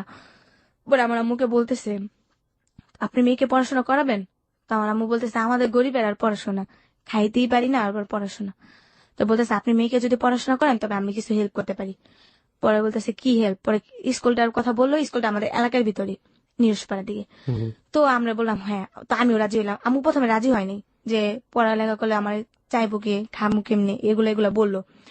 তো তারপর আমি বললাম না, আমি পড়বো, আমার অনেক ইচ্ছা। যখন স্কুলে মেয়েরা যায় না ভাইয়া, তখন খালি মনে হয় যে আমি যদি পড়তে পারতাম, যদি খালি একটু পড়তে পারতাম, আমিও তো একটা মানে স্কুলে ব্যাগ নিয়ে যেতাম, স্কুলের পোশাক পরতাম, এগুলো খালি মনে হইতো আর কষ্ট লাগতো। তো আমি বলছি না, আমি পড়বো। তা আম্মু কয় আচ্ছা ঠিক আছে পড়, সমস্যা নেই। তো ওইখানে পড়তে যেতাম। প্রথমে আমাকে কি করলো, আমাকে বলছেন কোন পর্যন্ত পড়ছি, আমি বলছি ওই যে 3 পর্যন্ত পড়ছি। আমি ওখানে 4-এর আমাকে নিল, ইন্টারভিউ যেটাকে বলে 4-এর নিল। তো 4-এ আমি টিকে গেলাম। এটা কি খ্রিস্টান মিশনারি স্কুল? হ্যাঁ, কিন্তু ওইখানে ধর্ম বই আমাদের পড়ায় না, আমাদের মুসলমানের যে ধর্ম বইটা ওটা পড়ায় না, এছাড়া সব পড়ায়, বাট ইংলিশ টিংলিশ যেগুলো আছে সবই পড়ায়। ওকে, এখানে আপনাকে কে দিল ভর্তি করে? একটা টিচার আর কি, ওখানকারই একজন টিচার। হ্যাঁ, হ্যাঁ। ওকে, হ্যাঁ। তারপর ওনারা আর কি টুকাই ছেলেদেরকে নিয়ে, মেয়েদেরকে নিয়ে ওখানে পড়াশোনা করায় আর কি। তো ওখানে আমাকে ইন্টারভিউ নেওয়া হয়, তো আমি টিকে গেলাম। নেওয়ার পর আমাকে 4-এ ভর্তি করানো হয়। জি। 4-এ ভর্তি করানো হওয়ার পর যাক ওখানে পড়াশোনা করি, ভালো একটা মানে সানডে ক্লাস হয় শুক্রবারে সানডে ক্লাস হওয়ার পর ওখানে রুটি দেয়, তারপরে নাচ শিখায়, এরকম অনেক কিছুই। জি। খুব একটা আনন্দেই। তারপর যেটা হয়, ওখানে গোসল করতে গিয়ে ওখানে একটা কাজ হয়, যে ওখানে একটা পুষ্করণী আছে, ঠিক আছে ভাইয়া? তো আমি কি করতাম, সকালবেলা গোসল করতে গেলে তো একদিন যেটা হয়, মাছ ধরতে যেতাম। জি। আমরা কয়েকটা ফ্রেন্ড আছে, ওখানে গোসল করতে করতে একটা মেয়ের সাথে আপনার পরিচয়। মা তখন কোথায় থাকতো এই সময়টাতে? মায়ের চাইতো দিনের বেলা, তো আমাকে বলতো যে অমুক জায়গায় আয়সা পড়বো আমরা, অমুক জায়গায় গেছে টঙ্গি বাজার, আমরা রাত্রে আয়সা একসাথে থাকতাম। তো আম্মু বলতো, একসাথে কি বাইরেই থাকতেন? হ্যাঁ, আমার এর ভিতরে আবার আম্মু আমার রুম নেওয়ার অনেক চেষ্টা করছে। একটা রুম নিত বস্তির ভিতরে 700 টাকা, আর আম্মু দিতে পারতো না 700 টাকা। কি করতো, ওখানে 700, তখন 500-700 টাকা রুম ভাড়া ছিল, কিন্তু আম্মু দিতে পারতো না। তো তখন আম্মু কি করতো, বিক্রি করে যে চালগুলা পাইতো না, এই চালগুলো অনেকটা চাল দোকানে দোকানে, পিঠার দোকানে বিক্রি করতো। আচ্ছা। বিক্রি করে যা পাইতো 100-200 টাকা করে বেচতো। আবার দেখা গেছে যে এই বাসায় আমরা ভাড়া নিতাম, ওই লোকটার কাছে আমরা চাল বিক্রি করতাম, মাস শেষে হিসাব করে আমাদের ভাড়া রেখে দিত। আবার কোনো বাসায় থাকতেও পারতাম না, আমাদের রুম ছেড়ে দিতে বলতো ভাড়া না দিতে পারলে। তো এখানে আমার একটা বান্ধবী, সারাদিন স্কুল করতেন এবং করে মার সাথে ওই বাজারে আশেপাশে কোথাও ঘুমাইতাম। বইগুলো আমাদের সাথেই থাকতো, ব্যাগ আছে বাজারের ব্যাগ, ওই ব্যাগের ভিতরে থাকতো। তারপর যেটা হয়, তারপর একদিন নদীতে মাছ ধরতে যাই ফ্রেন্ডরা মিলা। মাছ ধরতে গিয়ে ওই লোকটা আমাদের ধরে ফেলে, যে তুমি সবসময় মাছ চুরি করো এইটা। তো আমাকে হাত বাঁধে পিছনে, 2টা বাড়িও দেয়, কর্মীর ঠাইল দেয়া। তখন আমি খুব ভয় পাইতেছিলাম যে মারবো, পরে আজকে ছাড়বো না। মানে মাছ চুরি করতে না মাঝে মাঝে, তাই তো? হ্যাঁ। তারপর একটা মহিলা আসে, দেখতে খুব সুন্দর, নাম হয়েছে জুই। উনি ডান্স করে। ওই মেয়েটাকে দেখা বলে কি, হ্যাঁ জুই কেমন আছো? তো তখন আমাদেরকে ছাইড়া দেয়। ছাইড়া দেওয়ার পর আমরা এই ফাঁকে পলাইতে লই, কিন্তু ওইখানে আমাদের আরেকজনে ধরে ফেলে। ধরার পর তো বলতেছে, তোমাদেরকে তো যাইতে বলিনি, আমি জুয়ের সাথে কথা বলছিলাম। জুয়েরা বলতেছে কি হয়েছে ভাই ওদের? পর বলতেছে, আরে জানো না, এগুলা প্রতিদিনই মাছ চুরি করে, ওদের জন্য মাছ চাষ করে রাখতে পারি না, আজকে ধরছি, আজকে ওদেরকে ছাড়বো না। তারপর বলতেছে, ভাই পোলাপান মানুষ তো, ছাইড়া দেন, বুঝতে পারেন। পরে বলতেছে, আর করবেন এরকম? হ্যাঁ। আমাকে আপু আপনি খুব ভালো, আসলে আপনি না থাকলে আজকে আমাদের খুব মারতো। পরে একদিনকে কি হয় যে আমরা ঝালমুড়ি খেতে যাই, খাওয়ার পর ওই দিনকে আমি টাকা হারাই ফেলি, আমার কাছে 15 টাকা ছিল, হারাই ফেলি। তো লোকটারে ঝালমুড়ি দিতে বলি, লোকটা বানায় ফেলে। লোকটা বলে টাকা দাও, আমি টাকা তো দেবো, টাকা দিয়ে আমি হারাই ফেলছি, ওটার আমার মনে নেই। এখন তো লোকটা ঝালমুড়ি বানায় ফেলছিল না, লোকটা ছাড়বে না, বলতেছে তোমাদের জন্য ঝালমুড়ি বানাইছি, এখন তুমি কি করবা? ঝালমুড়ি নাও আর টাকা দাও। আর আমরা টাকা দিই কই থেকে? তারপর ওই মেয়েটা দেখা বলতেছে, কি হয়েছে ভাই? পরে আমি বলতেছি, আপু আমি না টাকা হারাই ফেলছি, এই জন্য আর কি আমাদেরকে বলতেছে। পরে ওই লোকটা বললো কয় টাকা হয়েছে? বলছে 15 টাকা। উনি বলতেছে ওদের আরো 15 টাকা ঝালমুড়ি দাও, ওটা খায় যাক, আমি টাকা দিতেছি। তো আমি বললাম, আপনি আসলে আপু খুব ভালো। পরে দিল 29 টাকা। দেওয়ার পর ওনার সাথে ভালোই কথা বলতেছি, তখন উনি আমাকে ডাক দিলে ওনার যত কিছু লাগে আমি কিনাই না দেই। উনি সিগারেট খাইতো, উনি আমাকে টাকা দিত, আমি সিগারেট এনে দিতাম। আচ্ছা। তো উনি আবার দোতলায় থাকতো, মেয়েদের মিলা উনার না হলেও 7-8টা মেয়ে থাকতো। তো ওনাদের থাকতে থাকতে পরে আমি বলতাম, আপা আপনি কি করেন? তো উনি একদিন বললো আমি ডান্স করি। আচ্ছা। পরে আমি বলতেছে তুমি করবা? তখন আমি চিন্তা করলাম আমি তো ভিক্ষা করলে মানুষের খারাপ কয়। তো ওনারে বলছি, আপা আমি আমার আম্মুর সাথে এমন এমন থাকি, আমি ভিক্ষা করি। ও বলছে তুমি তো বড় হইতাছো, মানুষের স্মরণ দিবে তোমাকে, কেন ভিক্ষা করো? তুমি একটা কর্ম করে তো খাইতে পারো, তোমার আম্মুকে তো চালাইতে পারো। তখন আমি অনেক জায়গায় জব নেওয়ার চিন্তা ভাবনা করছি, বাট আমাকে চাকরি দেয় নাই বলে একেবারে পিচ্ছি নাকি আমি। ও তখন আমাকে মেয়েটা বললো যে তুমি কিছু করবা? আমাকে হ্যাঁ করবো, তুমি ডান্স করতে পারো? তো আমি দেখাইলাম, ও বললো চলবে, সমস্যা নেই। তো আমাকে নিয়ে গেল প্রথমে ওর এক ক্লাব, ক্যামেরাম্যান আলম ভাই, ওনার কাছে নিয়ে গেল। তো ওনার কাছে নিয়ে যাওয়ার পর উনি আমাকে দেখা বলতেছে ও তো একেবারে ছোট, আর কি কাজ করবে। এই জুইয়া ভাই আপনাকে নিয়ে হ্যাঁ, যাচ্ছে? তখন আমার ভালো ড্রেস আপও নেই। তো ওর একটা ড্রেস আপ আমাকে নিয়ে গেছে। ও কি করবে, ওরা দেখবি তো বাচ্চা বাচ্চা মনে হয়। আচ্ছা। তো বলতেছে কিছু না আলম ভাই, আপনি খালি বলেন যে ও ডান্স করবে আর ও আমার অ্যাসিস্ট্যান্ট হিসাবে থাকবে। আমি তো সেটা জানি না, আমি জানি যে আমি ডান্স করবো, আমি কি একটা আনন্দের ভিতরে আছি, আমি ডান্স করবো। পরে এটা বলার পর ও বলে আচ্ছা ঠিক আছে চলবে, সমস্যা নেই। আলম ভাই এই বলতে জুইটা আসলে কে ছিল? ওই ডান্স করতো। সেটা ঠিক আছে, কিন্তু ডান্স যেহেতু করতে সেজন্য জিজ্ঞেস করেছি, জুইটা আসলে কে ছিল? আমরা কি তাকে চিনি? না না, ও অতটা উজ্জ্বলতা না, অতটা মানে পরিচিতও না? হ্যাঁ হ্যাঁ হ্যাঁ, মানে শুধু ডান্স করতো? শুধু ডান্স করতো। উনি ডান্স কোথায় করতো? মানে কাউকে শেখাতো নাকি না কোনো সিনেমাতে করতো না, নাকি? সিনেমাতে না, দেখা গেছে বিভিন্ন ধরনের বিচিত্র অনুষ্ঠান যেটাকে বলে, বিয়ে বাড়ির অনুষ্ঠান, যাত্রা, মানে মানুষের বিভিন্ন জায়গায় গিয়ে যে নাচাগুলো করে অনুষ্ঠানগুলোতে ও নাচতো? হ্যাঁ। আচ্ছা, ঠিক আছে। তারপর ওখানে আমার নিয়ে যায় অতি ফাস্ট। আচ্ছা। তো তখন আমি যাই রাজশাহী দুর্গাপুর একটা জায়গায় যাই। তো ওরা সবাই আর কি মেকআপ করার পর তো ওরা স্টেজে যায়, তখন আর আমাকে মেকআপ করায় না। তো আমি চিন্তা করতেছি যে ওরা মেকআপ করছে, আমিও তো নাচবো, তো আমাকে মেকআপ করায় না কেন? পরে ওদের নাচতেছে, তো আমি বলছে জুয়াপা আমি কি ডান্স করবো না? হ্যাঁ করবি, তুমি আজকে না কালকে করবা। তো কালকেও আসলো, কালকেও না। আমি জিজ্ঞেস করার আগেই না, যে মালিকের আন্ডারে আমরা গেছি, তো ওই লোকটা বলতেছে তোমার রান্না করা লাগবে। তো আমি তো রান্না করতে পারি না, যে বড় বড় পাতিল, এর ভিতরে কিন্তু যে আমি কিন্তু পলাই গেছি, আমার আম্মু কিন্তু আমাকে বিস্তারিতেছে, পাগল হয়ে গেছে, আমি বিস্তারিতেছে আমার আম্মুকে। আচ্ছা, একটা জিনিস সেটা হচ্ছে যে প্রথমত আপনি আপনার আম্মুকে বলে যাননি এরকম একটা বয়সে। আরেকটা ব্যাপার সেটা হচ্ছে যে আপনি কি নাচ করবেন না, এটা যে আপনি জুইকে জিজ্ঞেস করছিলেন, আপনি কি সেই সময় নাচ শিখেছেন? এই টিভিতে দেখতাম মানুষের ডান্স করতো, মানে একটা ছোট বয়স, আমি পারি আর না পারি আমি স্টেজে নাচবো, এরকম একটা ব্যাপার। আনন্দ একটা অন্যরকম ছিল। ওকে, হ্যাঁ, তারপর ওই মালিক বলতেছে তোমার রান্না করা লাগবে। তো আমি বলতেছি আমি তো রান্না করতে পারি না, আমি কিভাবে রান্না করব? পরে আমাকে বলতেছে না করতেই হবে, আমার তো রান্না করার জন্য আনে নেই, আমাকে বলছে আমি ডান্স করব। পরে মেয়েটা বলতেছে কিসের ডান্স, তুমি আমার সাথে অ্যাসিস্ট্যান্ট হিসাবে আসছো। তো তখন আমি খুব কান্নাকাটি করি, যেহেতু অচেনা একটা মেয়ের সাথে আসছি, ভয় লাগতেছে কিভাবে কি করব। আমি রান্না করি। তো একটা মেয়ে ছিল লিপি নাম, উনি যাত্রাবাড়ি থাকে, উনি আমার গুরু, সবসময় উনার আমি মানি। উনি আমাকে অতি ফাস্ট মেকআপ করে। আমাকে অতি ফাস্ট মেকআপ মানে বুঝলাম না। মানে তখনই আমাকে মেকআপ করায়, ও বলে যে ও পারবে। আচ্ছা। তো ওই মেয়েটা নাচতো না, আমি ওর গানে শুনে না আমি বাইরে নাচতাম। তো আমার ডান্স গুলো কয়েকজন ফলো করে। করার পর ওই মেয়ের থেকে ভাই আমি খুব ভালো ডান্স করি। তো ওই মেয়েটা আবার ফলো করে যে না ওর থেকে তো ওই ডান্স করে। তো ও আমাকে এতগুলা গালাগালি করে না, তো ওর খুব হিটে আসে। তো ও বলে যে আমি মেকআপ করাই দিব, আমি ওরকে স্টেজে উঠাবো, ও যদি না পারে তখন যা বলেন আমাকে বলবেন। তো আমাকে খুব ইমোশনাল ভাবে ইয়ে করে নেয়। তো আমি খুব মানে নার্ভাস হয়ে যাই যে প্রথম স্টেজে উঠতেছি, কি হয় না হয়। প্রথমে আল্লাহর নাম নিয়ে স্মরণ করলাম। কিসের অনুষ্ঠান ছিল? এটা ছিল আপনার একটা school function. School function? Okay, আপনাদেরকে ভাড়া করা হয়েছিল নাচার জন্য? এক ধরনের ডান্স গ্রুপ? ডান্স গ্রুপের নামটা কি জানেন? এটা মানে জাদুর খেলা দেখায়, একটা মানুষকে 3টা টুকরো করে। এই গ্রুপের মধ্যে জাদুর খেলাও দেখানো হতো? জাদুর খেলাটা, তারপর আমাদের 3টা নাচ দেয়া। ওকে, আমরা বুঝতে পারছি যে এরকম যে একটা গ্রুপ যারা বেসিক্যালি এন্টারটেইন করে, এরা নাচে গান গায়, সার্কাস বলতে পারে, one kind of circus group. Okay, হ্যাঁ, তারপর আমি প্রথমে ফার্স্ট স্টেজ উঠে আমাকে প্রথমে দেয়, সালাম করে আমরা স্টেজ উঠি। ওঠার পর আমার ডান্স দেখা সবাই বলে যে মেয়েটা আমাকে নিচ্ছে ওর থেকে আমি ডান্স ভালো পারি। যেটা মেয়ে আছে আমার সিনিয়র, ওদের থেকেও ভালো, ওদের সব বেস হয়ে গেছে। আমি আমার ডান্স দেখা তো মালিকে বলতেছে শুধু শুধু ওরে বসায় রাখছি, এই মেয়ের থেকে তো আমার এই প্রথম নতুন মেয়েটাই তো ভালো কাজ করে।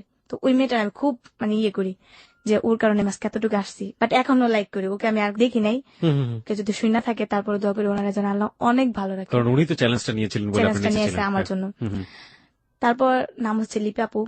তারপর উনি আমাকে নিয়ে গেল, তো প্রতিটা শুতে আমি নিই। তারপর উনি আমাকে বললো শুধু ডান্স করলেই হবে না, মালিকে বলতেছে কিছু না কিছু শিখতে হবে, তুমি ডান্সের দিকে থাকলে হবে না, একটা খেলোয়াড়ের কিন্তু অনেক দাম। তো নতুন তখন, এখন বেতন পাবা 500 টাকা, তখন তুমি বেতন পাবা 2000 টাকা একটা খেলোয়াড় হলে। তো দেখো তখন তোমার ওয়েটটা কতটা থাকবে। এখন শুধু ডান্স করলে হবে না, পাশাপাশি খেলাও শিখতে হবে। তো আমাকে খুব লাইক করেন। খেলা মানে কি, সার্কাসের সার্কাস খেলা? খেলা, হ্যাঁ। ওকে। প্রথম দিন আমাকে একটা খেলা দেয়, স্টেজ থেকে অদৃশ্য হওয়ার খেলা। এবং এর মধ্যেও আপনি আপনার মার সাথে কোনো যোগাযোগ নাই? না না না। ওকে। যেমন উনি কিছু ম্যাজিক করবে, তো আমি কিন্তু ওইখানে বসে আছি, বাট দেখা যাচ্ছে যে আমি স্টেজে নাই। ওই মেয়েটাকে ওই খেলা দিচ্ছে, কিন্তু মেয়েটা আমাকে পারে নাই। তারপর যখন আমাকে দিচ্ছে, আমি একবার দেখাইছে, তারপর আমি পারছি। তো উনি আমাকে আরেকটা বড় রিক্সের খেলা দিল, যে যেহেতু ওই খেলাটা পারছে ওইটাও পারবো। প্রথম খেলাটা কি ছিল? স্টেজ থেকে অদৃশ্য হওয়া। অদৃশ্য হওয়া। আর পরের খেলাটা কি ছিল? 6 ফুট শূন্যের উপরে ভেসে থাকা, একটা সন্ন্যাসীর খেলা আমাকে দিল। ওকে। মেকআপ টেকআপ করায় আমাকে সন্ন্যাসী রূপে ইয়ে করলো। নিজে তো ভাই একটা বিএসের মতোই ছিল, কিন্তু বাট বোঝা যেতেছে যে আমি সত্যি সত্যি 6 ফুট শূন্যের উপরে ভাইসা রয়েছি। আসলে তো কিছুই না। ওইটাই না। প্রথম আমি খুব হাসি দিতাম যখন ম্যাজিকের কথা বলতো না, খুব হাসি দিতাম। মানে আচ্ছা, এখানে আমাদেরও হাসতে হবে, কারণ ব্যাপারটা হচ্ছে এরকম যে ওই যিনি জাদুকর ছিল উনি ম্যাজিকের কথাবার্তা বলতো, লোকজনকে অনেক বেশি মানে উত্তেজিত করতো, আর আলটিমেটলি আপনি হাসতেন কারণ আপনি জানতেন যে ব্যাপারটা তো এরকম না। ওকে, তারপর? চোখ মুখ টিপ টিপ করে চোখ বন্ধ করে রাখতে হইতো প্রায় 2 মিনিট। তারপর যখন বলতো চোখ খোলো তখন এরকম হাসি, এখন আমার হাসি উঠতেছে এগুলো মনে পড়লে। ওকে, প্রিয় শ্রোতা, ও আসলে খুবই সহজ সরল একজন মানুষ। আমার যতটুকু ওকে আমি দেখেছি, শাকিল ওর সাথে অনেকক্ষণ কথা বলেছে। ওকে এক ধরনের গ্রুমিং করা হয়েছে, কিভাবে ওখানে এসে কথা বলবে, কিভাবে ওর গল্পগুলো এখানে প্রেজেন্ট করবে। ও ওই সময়ের পর থেকে আমি যতক্ষণ ওর সঙ্গে আছি এই মুহূর্তে, আমার ওকে এতটুকু সময় দেখে মনে হয়েছে যে ওই যে জীবনে অত বড় কষ্টগুলো, ওগুলোকে ওর জীবনের একটা অংশ মনে করে নিয়েছে। সেটার জন্য ওর মানে এটা তো আমার জীবনের একটা অংশ, এভাবে ও বলে যাচ্ছে। আর আমার জায়গা থেকে বা আপনার জায়গা থেকে আমার যেটা মনে হচ্ছে যে she is a very honest girl এবং অনেক সহজ সরল একটা মানুষ। হ্যাঁ মনি, তারপর কি হলো জাদুর? তারপর জাদুটা ভালোই খেলা টেলা পারলাম। এখন আমি আগে প্রথম নাচতাম, ওই মেয়েটাকে দেয় আগে, আমাকে দেয় 3 নম্বরে। মানে যারা ভালো পারে তারা পরে করবে। হ্যাঁ, আমি হেড ডান্সার হয়ে গেলাম। বাহ বাহ। এর ভিতরে আপনার একটা কথা বলি নাই, নদীতে গোসল করার সময় একটা ছেলে বাইরে থেকে আসে। তো আসার পর লোকটা আমাকে প্রায় ফলো করে, আমি কিভাবে লাভ দেই নদী থেকে, কিভাবে চঞ্চলতা করি, কিভাবে দৌড়াদৌড়ি করি, প্রায় ফলো করতো যে লোকটা। তো ওই লোকটার বিষয়ে আর কি আমি অতটা ইয়ে করতাম না। তো আমি তো ওইখানে চলে আসলাম যেটা। তারপর ভালো একটা ইয়ে করতেছি। তারপর যেটা হয়, একদিন আমরা ইয়াতে যাই আপনার রাজশাহীর দিকে মিঠাপুকুর, ওকে, একটা শুক্রহাট একটা জায়গার নাম, ওইখানে একটা সার্কাস হয়। ওখানে তখন নায়িকা আনে, ময়ূরীকে আনে, তারপর আপনার অমিত হাসানকে আনে। আনার পর ওখানে তো আমি হেড ডান্সার হিসাবে পরিচিত। তো আমার নামটাও ঘোষণা করা হয়, এমন এমন মুনি টুনি আসবে এরকম কিছু বলে। তারপর আজানের সুম মাইক সারে, ওইখানে একটা মসজিদ ছিল, ওখানে মানুষরা খুব ভালো, সবকিছুতেই ভালো। তো ওইখানে মানে হুজুররা খেপা যায়। খেপার পর তখন আবার নায়িকারা যেহেতু আসছে, আমাকে ফার্স্ট ডান্স করতে বলছে, তুমি ছোট মানুষ, তুমি আগে ডান্স করে আসো। তো সাউন্ড সিস্টেমের একটা ছেলে, আজাদ নাম, ওর কথা না বললেই হয় না, ও আমাকে লাভ করতো, সেটা আমি বুঝতে পারতাম না। তো তখন আমি ডান্স করতেছি, লোকজন ভালোই হয়েছে, টিকিট টিকিট কাটে আসছে। ডান্স করার সময় হঠাৎ করে কেমন জানি একটা বোতল আছে না, ওইটা আমার দিকে ফিক্কা দিল কে জানি। তো দেওয়ার পর আমি অতটা খেয়াল করিনি, তারপর আমি ডান্স করতেই আসছি। সাউন্ড সিস্টেমের লোকটা আমাকে ইশারা দিয়ে বলতেছে, তুমি চলে যাও, উপরে ভাঙচুর হইতেছে। তারপর আমি খেয়াল করিনি, আমি যাইতাছি। তারপর ডান্স করার পরে একটা লোক একটা বোতল দেয়া আমার চেহারার ভিতরে মারে, ওইটা আমার একটা পুরোপুরি কপালে লাগে, অনেকটা রক্ত হয়। যখন লাগে কপালে, আমি থেমে যাই, চায়া দেখি যে পুরা লোক ঢুইকা টিন টুন ভাঙচুর, লোকজন যাইতেছে এটা।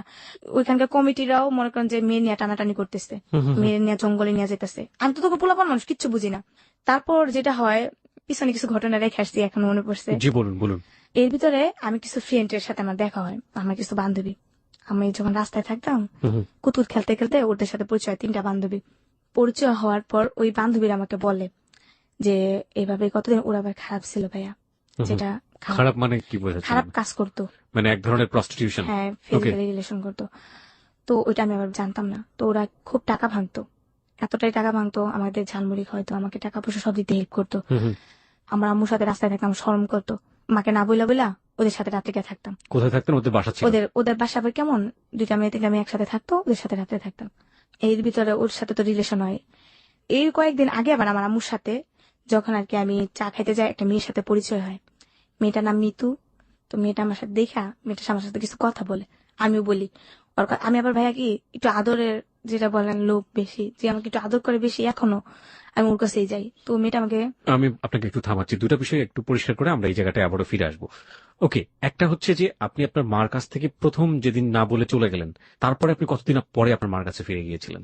ওইটা ওই যে প্রোগ্রামে গেছি হ্যাঁ, হ্যাঁ। প্রায় 2 মাস পর আমি আমার আম্মুকে 2 মাস পর? হ্যাঁ। তার মানে আপনি এখন আপনার আম্মুর কাছে ফেরেননি? এই যে না। গল্প বলছেন তার মধ্যে এইসব ঘটনা ঘটে যাচ্ছে, আপনি হ্যাঁ। এখনো ফেরেননি আপনার মার না কাছে? মানে আমি তো প্রোগ্রামে তো গেছি, এগুলো হচ্ছে পিসের ঘটনা, তখন আম্মুর কাছেই থাকি। পিছের ঘটনা আপনি যেটা বলছেন সে জায়গাটা আমরা যাবো। হ্যাঁ। আমি একটু প্রোগ্রাম থেকে আপনার মার কাছে ফিরতে চাই। আপনার মা তখন আপনাকে কি রিয়াকশনটা করলো ওটা জানাটা জরুরি, 1। 2 নাম্বার হচ্ছে ওই যে ঘটনাটা ঘটলো, বিশেষ করে যখন আপনার স্টেজে যেটা মারলো, ওই সময়টাতে আপনি তারপর আপনাকে সেভ করলো কিভাবে, আপনি কি করলেন? ও সেভ করছে যেটা মালিক আয়সা তখন ময়ূরী আপা বলতেছে, এই হিরণ শাহ, মানে মালিকের নাম। ময়ূরী মানে কোন ময়ূরী? নায়িকা ময়ূরী আপা। আমাদের সিনেমার নায়িকা ময়ূরী? হ্যাঁ ময়ূরী আপা। উনিও এইসব পারফরমেন্স, এইসব হ্যাঁ স্টেজ? উনি স্টেজ প্রোগ্রাম করে। ওকে, উনি কি আপনাদের লিডার ছিলেন ওই মুহূর্তে? লিডার বলতে কি, উনি একটা নায়িকা মানুষ না, উনিও তো ডান্স করার জন্য উঠছিল, ওনাকে দেখতে জন্য টিকিট কাটছিল, সার্কাসে আসে না এমন, ও সবাই ওনাকে দেখার জন্য টিকিট কাটছিল ওইটাই। আচ্ছা। তো ময়ূরী আপা খুব ভালো, যেটা আমি ওনার সাথে চললেই বোঝা যায় যে উনি কোন ধরনের।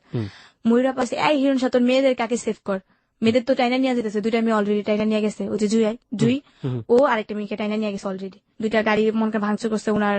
তো ময়ূরী আপার ড্রাইভার ফোন করেছে, আপা কি করবো, গাড়ি তো ভাঙা ফেলতেছে, কি করবো, বলতেছে তুমি গাড়ি নিয়ে একটু সামনে যাও, আমি আসতেছি। তারপর ময়ূরী আপা ওইখানকার এলাকার যেটা রংপুর, এখন মনে হচ্ছে রংপুর, যেগুলা মিঠাপুকুরে যে পুলিশগুলো আসতে ওনাদেরকে ফোন করে, ওনারা আবার আস্তে আস্তে একটু লেট হয় আর কি। তারপরে আমি ময়ূরাপুর একটা খালাম্মা আর ওনার সাথে একজন যায়, উনি, তারপর অন্তরা, আমিল আর মালিক হিরণ সাবাই, ওনারা যাই গিয়ে একটা প্রফেসরের বাসায় উঠি। উঠানোর পর প্রফেসরের বাসা পুরো ঘিরা দিয়ে ফেলে, তখন সাথে সাথে পুলিশ এসে পড়ে। পুলিশের কারণে আর কি এনজাম করতে পারি না অতটা, 2টা মেয়ে তো অলরেডি নিয়ে গেছে। তারপর ওই 2টা মেয়েকে পাইছে, এটা পরে ময়ূরাপা বলে এখানে আমার প্রোগ্রাম করা অসম্ভব, আমার জীবনে নিরাপত্তা নাই, এখানে আমি প্রোগ্রাম করবো না। আচ্ছা। তখন ময়ূরাপা চলে যায়, প্রায় 15 দিনের মতো মাঠটা বন্ধ থাকে, ওইখানে আমাদের থাকতে হইতেছে, ওইখানে শাক লতা পাতা টুকায় টাকায় খাইতে হইতেছে। তো এর ভিতরে ভাইয়া পিছনে আরেকবারই যাইতে হয়। আচ্ছা। যেটা হয়, ওই যে আমি যে ছেলেটা বলছিলাম না যে আমাকে টাকা থাকতো, তো ওই যে আমার মেয়ে একটা বন্ধু ছিল, ওই মেয়েটার সাথে আমি কথাবার্তা বলার পর আরেকটা মেয়ের সাথে দেখা হয়, উনি ওনার হাজবেন্ড একজন ফর্মা মানে পুলিশের কাছে ইনফরমেশন করে। ওকে, সো হি ইজ আ ফর্মা। প্রিয় শ্রোতা, এখানে গল্পটা একটু জট পাকাচ্ছে, আপনারা একটু ঠান্ডা মাথায় জিনিসগুলোকে লক্ষ্য রাখবেন। ও বারবার ফ্ল্যাশব্যাকে যাচ্ছে এবং সেটা এই গল্পের প্রয়োজনই খুব বেশি প্রয়োজনীয়। একটা যেটা হচ্ছে যে ও একটা স্টেজে পারফর্ম করতে গিয়েছে এবং সেখানে কিন্তু ওর মাকে কিছু জানিয়ে যায়নি, এটা 2 মাসের একটা ব্যাপার। সুতরাং ওর মার কাছে কিভাবে ফিরে গেল এবং মা কি রিয়াকশনটা জানালো, এটা জানা আমাদের জন্য খুবই জরুরি। এটা কিন্তু এখন ওই পার্টটা শেষ হয়নি। আরেকটা ব্যাপার যেটা, সেটা হচ্ছে যে এই স্টেজ পারফরমেন্সে এসে ঘটনার প্রাসঙ্গিকতায় সে বারবার ফ্ল্যাশব্যাক করছে এবং ফ্ল্যাশব্যাকে আরেকটা জায়গায় সে গিয়েছে, সেটা হলো যে কোনো একটা ছেলে তাকে নদীতে গোসল করার সময় ফলো করতো, সেই ছেলেটার কোনো একটা প্রসঙ্গ এখানে আসছে এবং সেই প্রসঙ্গের সাথে তার বান্ধবীদের প্রসঙ্গও জড়িত, যে বান্ধবীরা কোনো না কোনো ভাবে তাকে আশ্রয় দিত ঘরে থাকার জন্য, কিন্তু সে বলেছে যে বান্ধবী যারা আশ্রয় দিত তারা কিন্তু এক ধরনের প্রস্টিটিউশনের সাথে জড়িত ছিল। হ্যাঁ, এবার বলেন। এই যে ফর্মার বউ যেটাকে বলছি, উনির সাথে আমার দেখা হয়। এটা আপনার বান্ধবীর বান্ধবী ছিল? হ্যাঁ ছিল। নদীতে গোসল করতে গিয়ে আমরা 2টা বান্ধবী, হাসিনা নাম, ও আর আমি গোসল করতে যাই, দেখা হয়, দেখি উনি একা একা বসে আছে। তো আমরা বলতেছি, আপু আপনি কি মন খারাপ?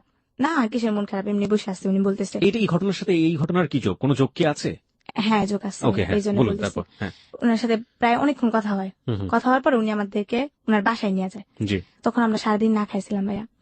তো ও কিছু কাজ টাজ করতে পারে নাই, যেটা বলে ফিজিক্যাল রিলেশন করতে পারে না, ও খাইতেও পারে নাই। তখন কিন্তু আমি জানতাম না ওইগুলো করে, মানে ওই শরীরের কাজ নাই তো পেটে ভাত নাই। হ্যাঁ ভাইয়া। তারপর ওই মেয়েটা নিয়ে যায় ওদের বাসায়, বৃষ্টি না মেয়েটার, ওই মেয়েটার সাথে যে ওই ছেলেটা জড়িত আমি আবার জানতাম না। কোন ছেলেটা? যে ছেলেটা যেটা আমার টাকায় থাকতো।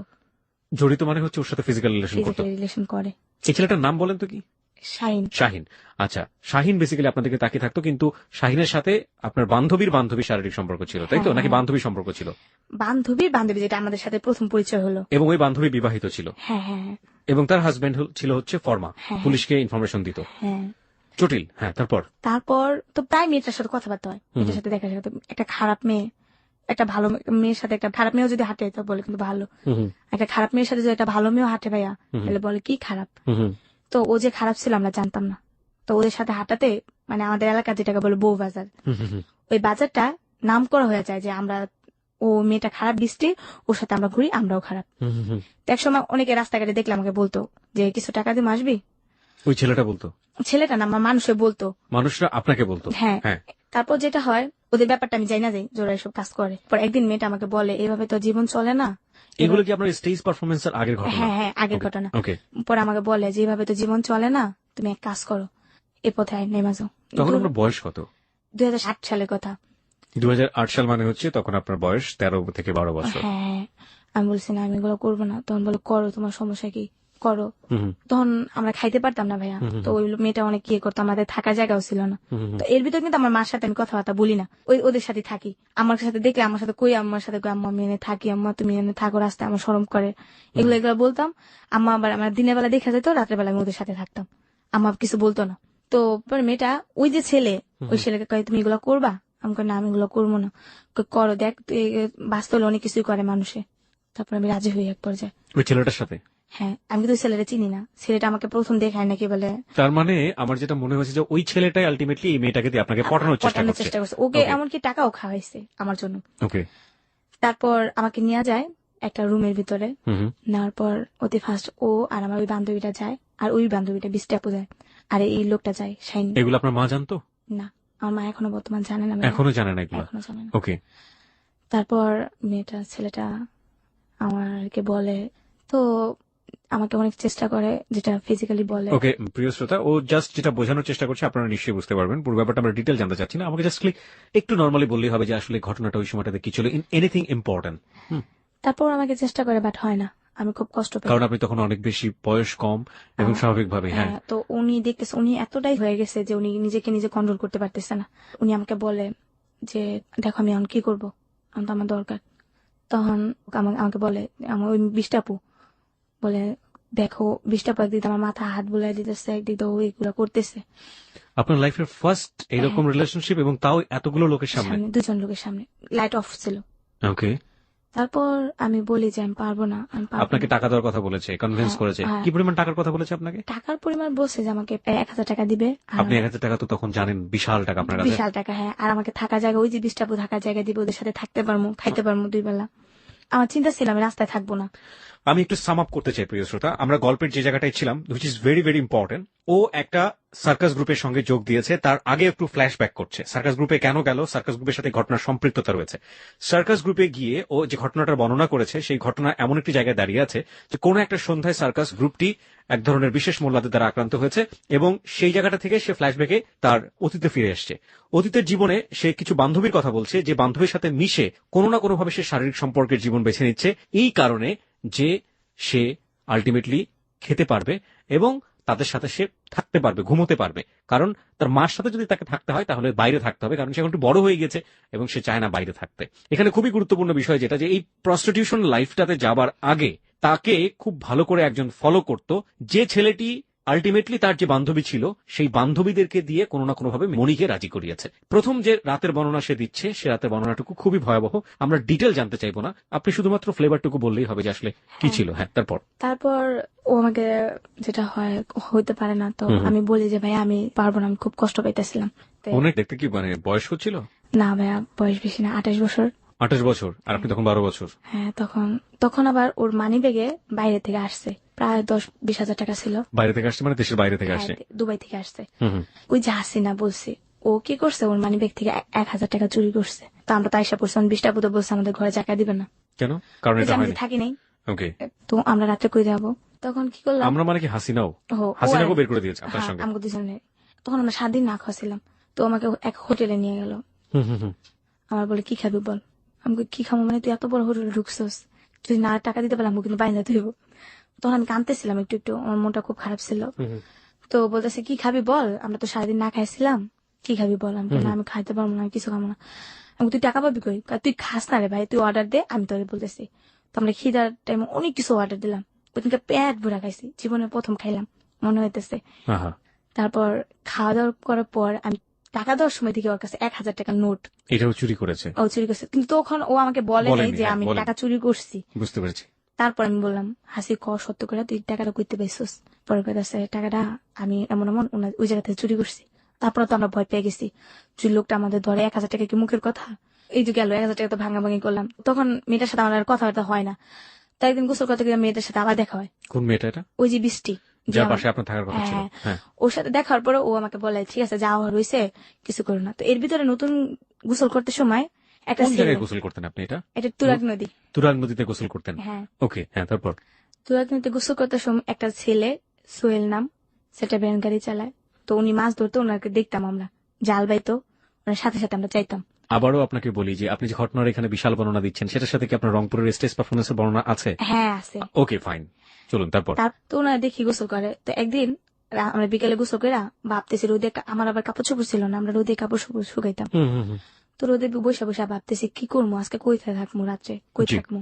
তো ও কইতেছে দেখ আজকে রাত্রে এক কাজ করতে হবে, বাইরে থাকতে হবে।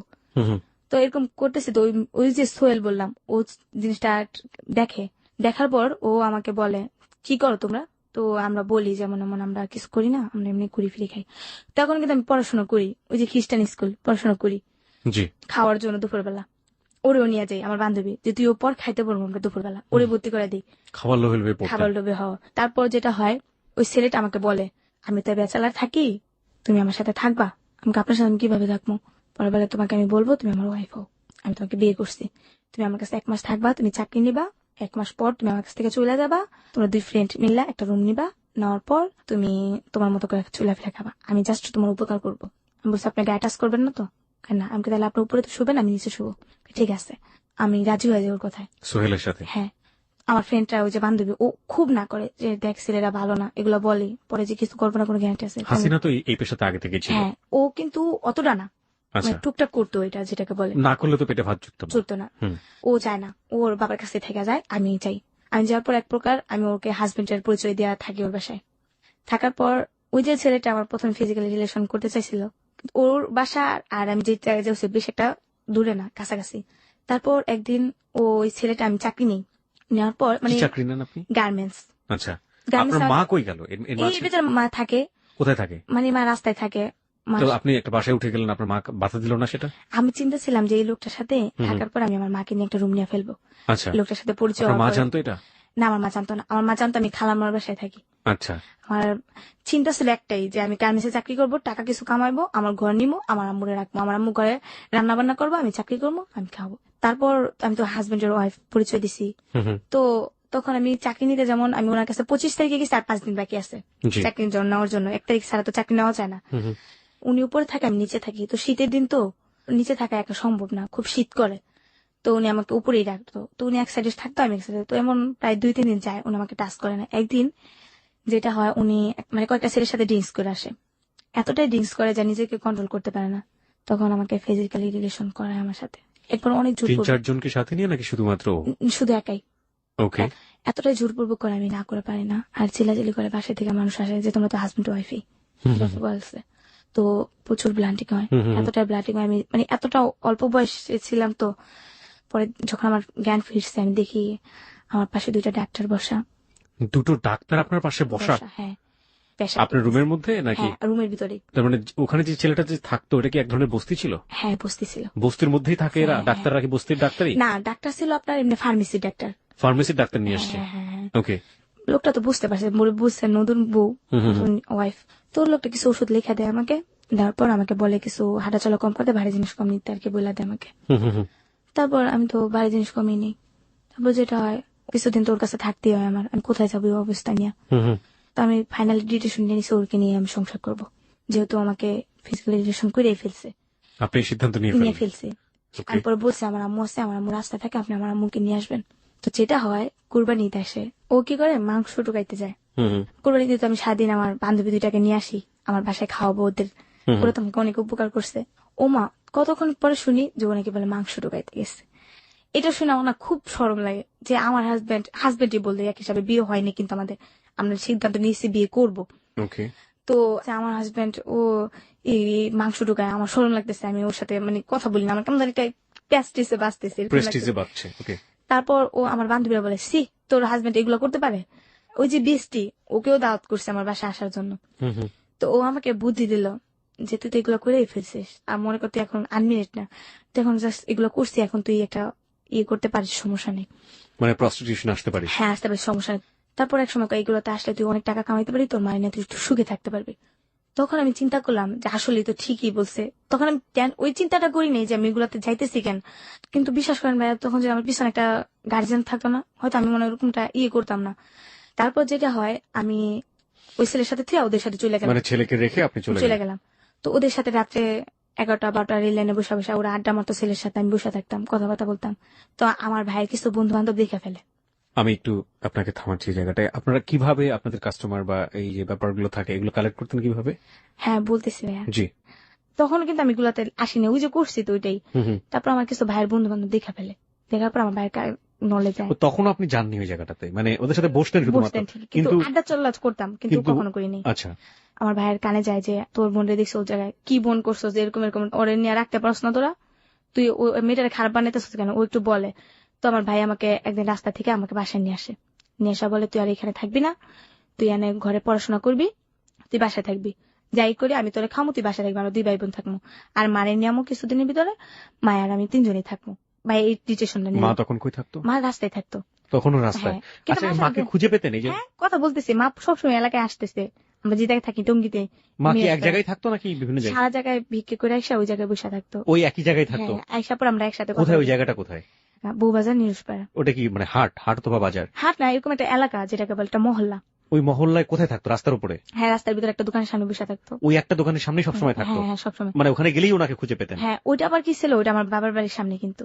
তো মানে যে বাবা আপনাদেরকে তাড়িয়ে দিল সেই হ্যাঁ, বাবার সামনেই? সামনে আম্মু বসে থাকতো। আর আমার আম্মু কি করতো জানেন, লাডি দিয়ে আমার ওই বাবারে বকতো, আর বাবাই বলতো সবাই আমার আম্মু পাগল।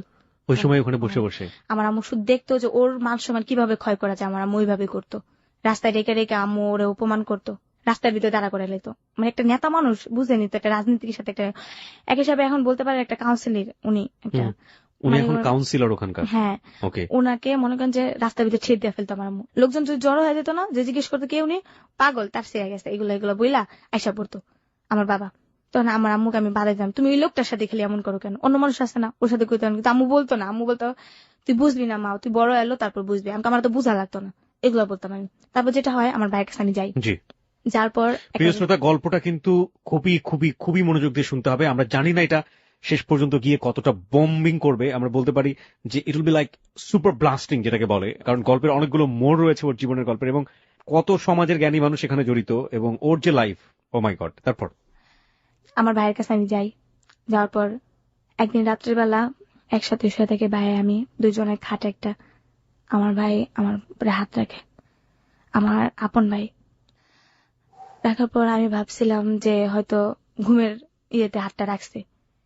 আমি মনে করছি হাতটা লাড়াচাড়া দিয়ে যদি জাগনা থাকে সরা ফেলবে, যদি ঘুমের দানে। ওমা দেখি সাথে সাথে হাতটা সরা ফেলে, যখন আমি লাড়াচাড়া দিই ততটা ইমোশনাল ভাবে নেই। আরেকদিন যেটা হয় ভাইয়া, আমার ভাই, আমার খালতো বোনের আর কি মেয়েরা আসে, একটা ভাগ্নি আছে, এটা এখন ইন্টারে পড়ে, তখন ও মনে হয় 5-6 পড়ে। তখন ও আসে, ওকে টাকা দেয়, ওকে খাতা কিনা দেয়, ওকে জামা কাপড় কিনা দেয়, কিন্তু ভাই আমাকে কখনো 2টা টাকা দেয়নি, কখনো আমাকে বলে নাই যে বোন নে তুই 2টা টাকা নে, তুই কিছু খাইস, তুই যেটা খাইতে ইচ্ছা করে। তো ওদেরকে আমার সামনে টাকা দিত, ওদেরকে নদী পানি ঘুরা যেত, কিন্তু ভাইয়া কখনো আমার রাস্তায় কথা বলতো না আমার সাথে।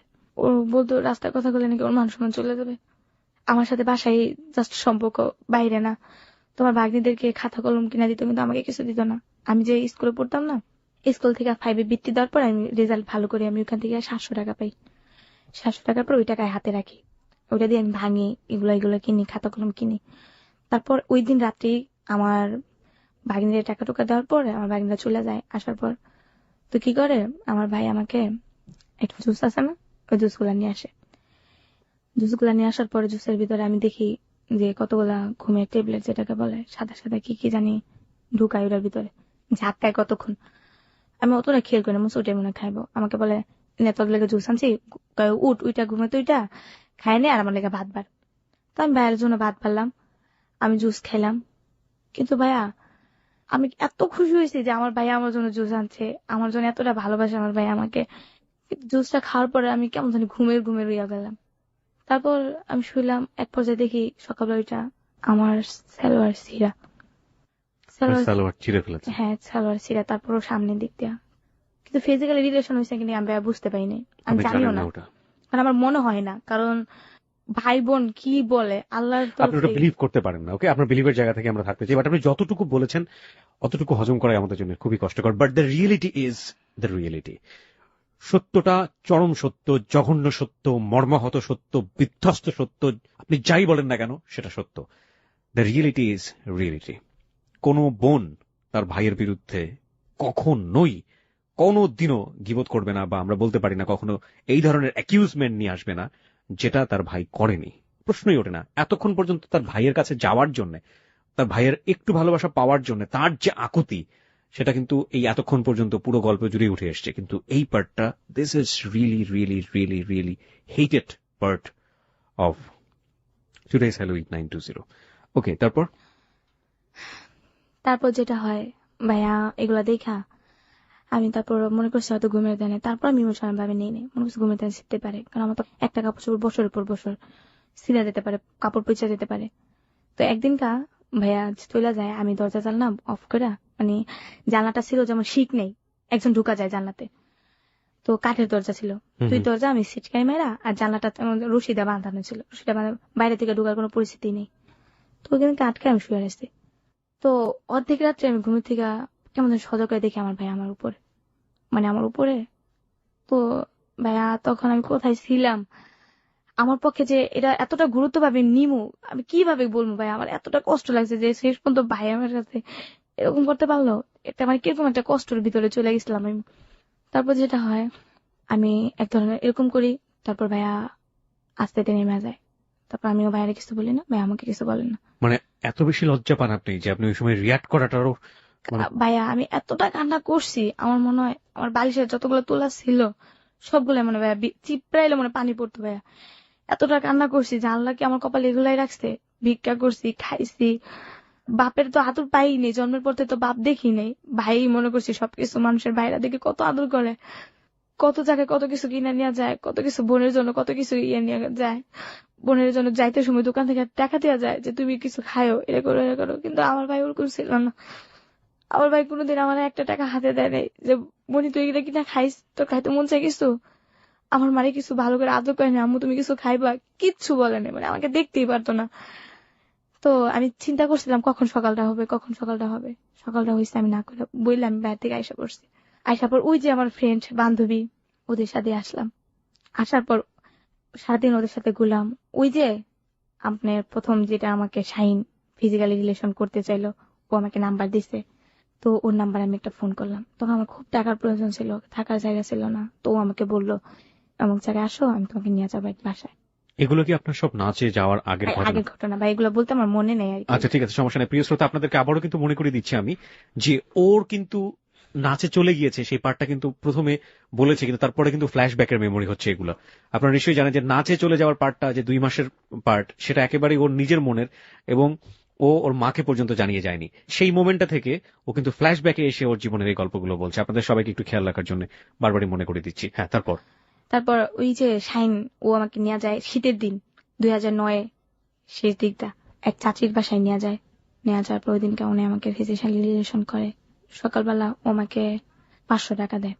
500 টাকা দিয়ে আমি একটা বস্তিতে একটা রুম নিই, নিয়ে 300 টাকা অ্যাডভান্স দিই, 200 টাকা দেওয়া 6-7টা সালা কিনি ওগুলো বিছায় থাকার জন্য, কিছু বালিশ টালিশ কিনি। এগুলা খাওয়া দাওয়ার ব্যবস্থা কিন্তু করি, থাকার ব্যবস্থা আগে করছি, আমরা 2 বান্ধবী মিলে করি। তারপর আমি একটা কি, আমি খারাপ ছিলাম, বাইরে ছিলাম, কিন্তু আমি যে জায়গাটা থাকি ওই জায়গাটা সেফ ভাবে থাকি, যে তোমাকে কেউ বুঝতে না পারে আমি খারাপ। তারপর যেটা হয়, আমি মাথায় কাপড় টাপড় দিয়ে চলি, কিন্তু ও মাথায় কাপড় দেয় না, ও একটু খারাপ ভাবে চলে। তো ওকে বাড়িওয়ালা বলে ওকে নিয়ে থাকলে তোমাকে থাকা হবে না, তুমি রুম সাইডা দিবা।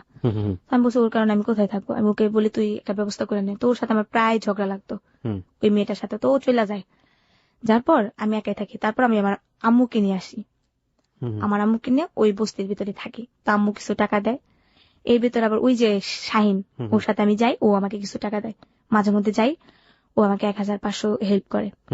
এর ভিতরে আমি একটা জব পেয়ে যাই, ওইখানে আমি কাজ করে আমাকে 1500 টাকা স্যালারি ধরে। তো এর ভিতরে আমার আম্মুর এমন একটা অসুখ হয়, ওই যে বলছিলাম ফকিরখানা যে একটা অসুখ, পাতলা পায়খানা, ওইখানেও এরকম হয়ে যায়। ইমিডিয়েটলি আমার নিম্নে তো 1000 টাকা দরকার, আমি কিভাবে পাবো ওই মুহূর্তে 1000 টাকা, কই পাবো? আমি চাইছিলাম এইগুলো সাইডা দেবো, সাইডা আমি যে জব পাইছি এগুলোই করবো, কিন্তু সারা আর আমার কপালে সহ্য হইলো না।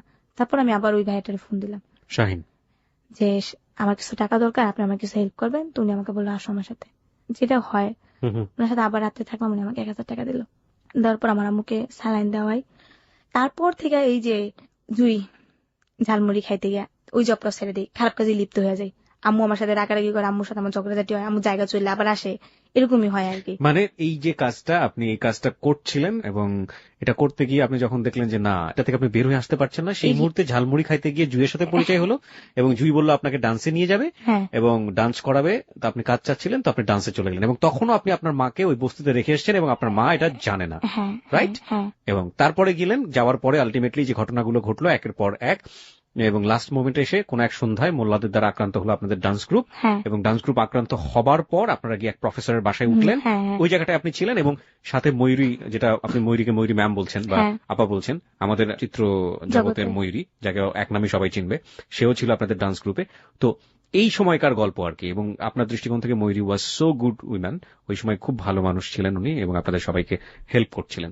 হ্যাঁ, ওই জায়গা থেকে আপনি ফ্ল্যাশব্যাকে গিয়েছিলেন, একেবারে আগের গল্পগুলো বললেন।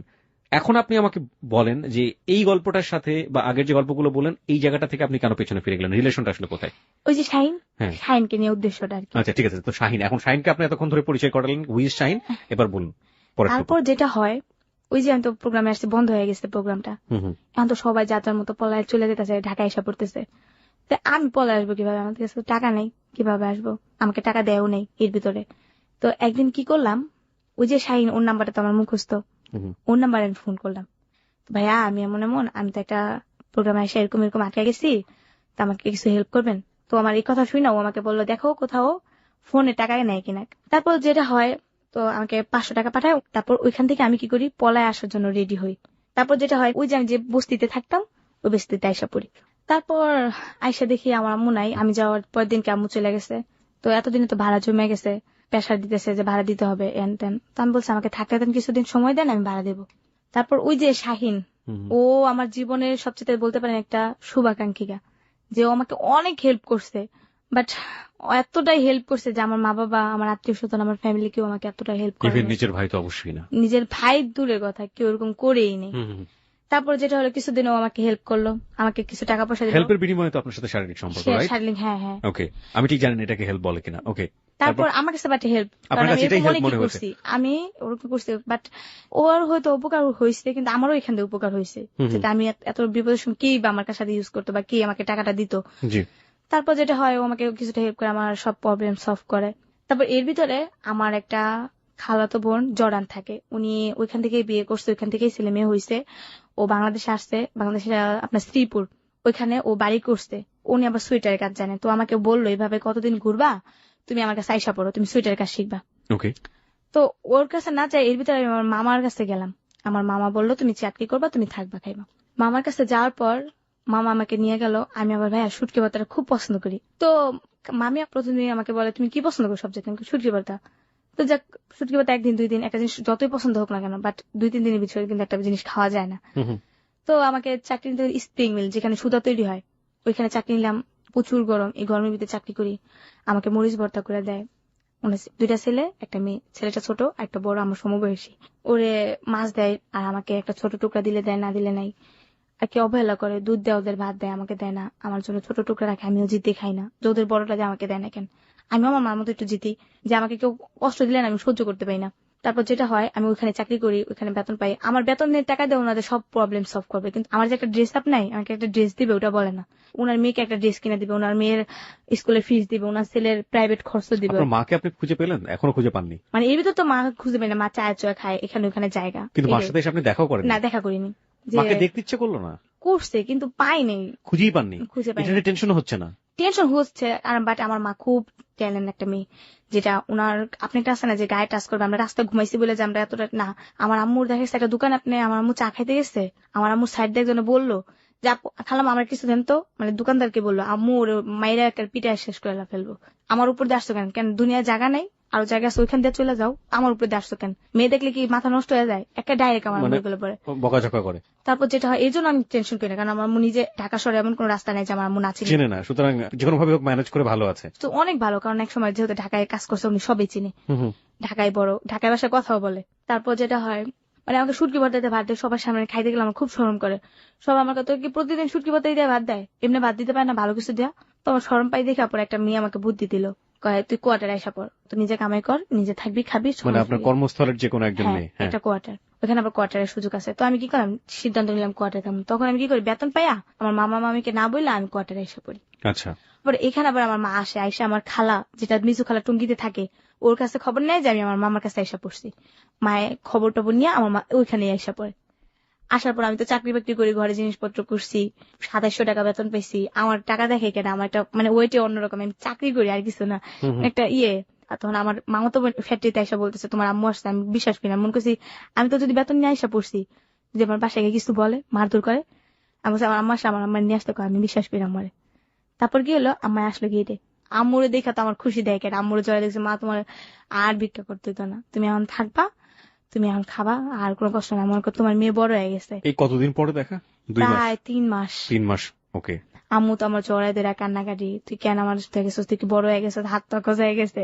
তো আম্মুরে নিয়ে রাখলাম। তখন আম্মুর এক চান্স আমি কাপড় কিনে দিলাম, আম্মুর যত কিছু লাগে সবকিছু কিনে দিলাম। আম্মুরে বললাম তুমি লাঠি বড় দিবা না, কারণ শরম লাগে লাঠি বড় দিলে। তারপর আম্মু লাঠি বড় দিয়ে হাঁটে, আমাকে ধরে আটতো, তারপর আম্মু লাঠি বড় দেয়। তারপর কি হলো, আম্মু ওনার ছেলেটাকে খুব ভালোবাসে, ছেলেকে না দেখলে পাগল হয়ে যায়। তারপর কইতেছে আয় তোর ভাইয়ের কাছে যাই আমরা, কিন্তু আম্মুর কাছে আমি বলি নাই যে আম্মু আমার কাছে এইগুলো এগুলো ঘটছে। তারপর আম্মু বলে যে চল আমি যাই, এখান থেকে আমরা চলে আসি। আসার পর আমি আর ওই জবটা করি না, আশা পড়ি টঙ্গিতে। টঙ্গিতে আসার পর এখানে আবার একটা রুম নেই, পরে এখানে থাকি।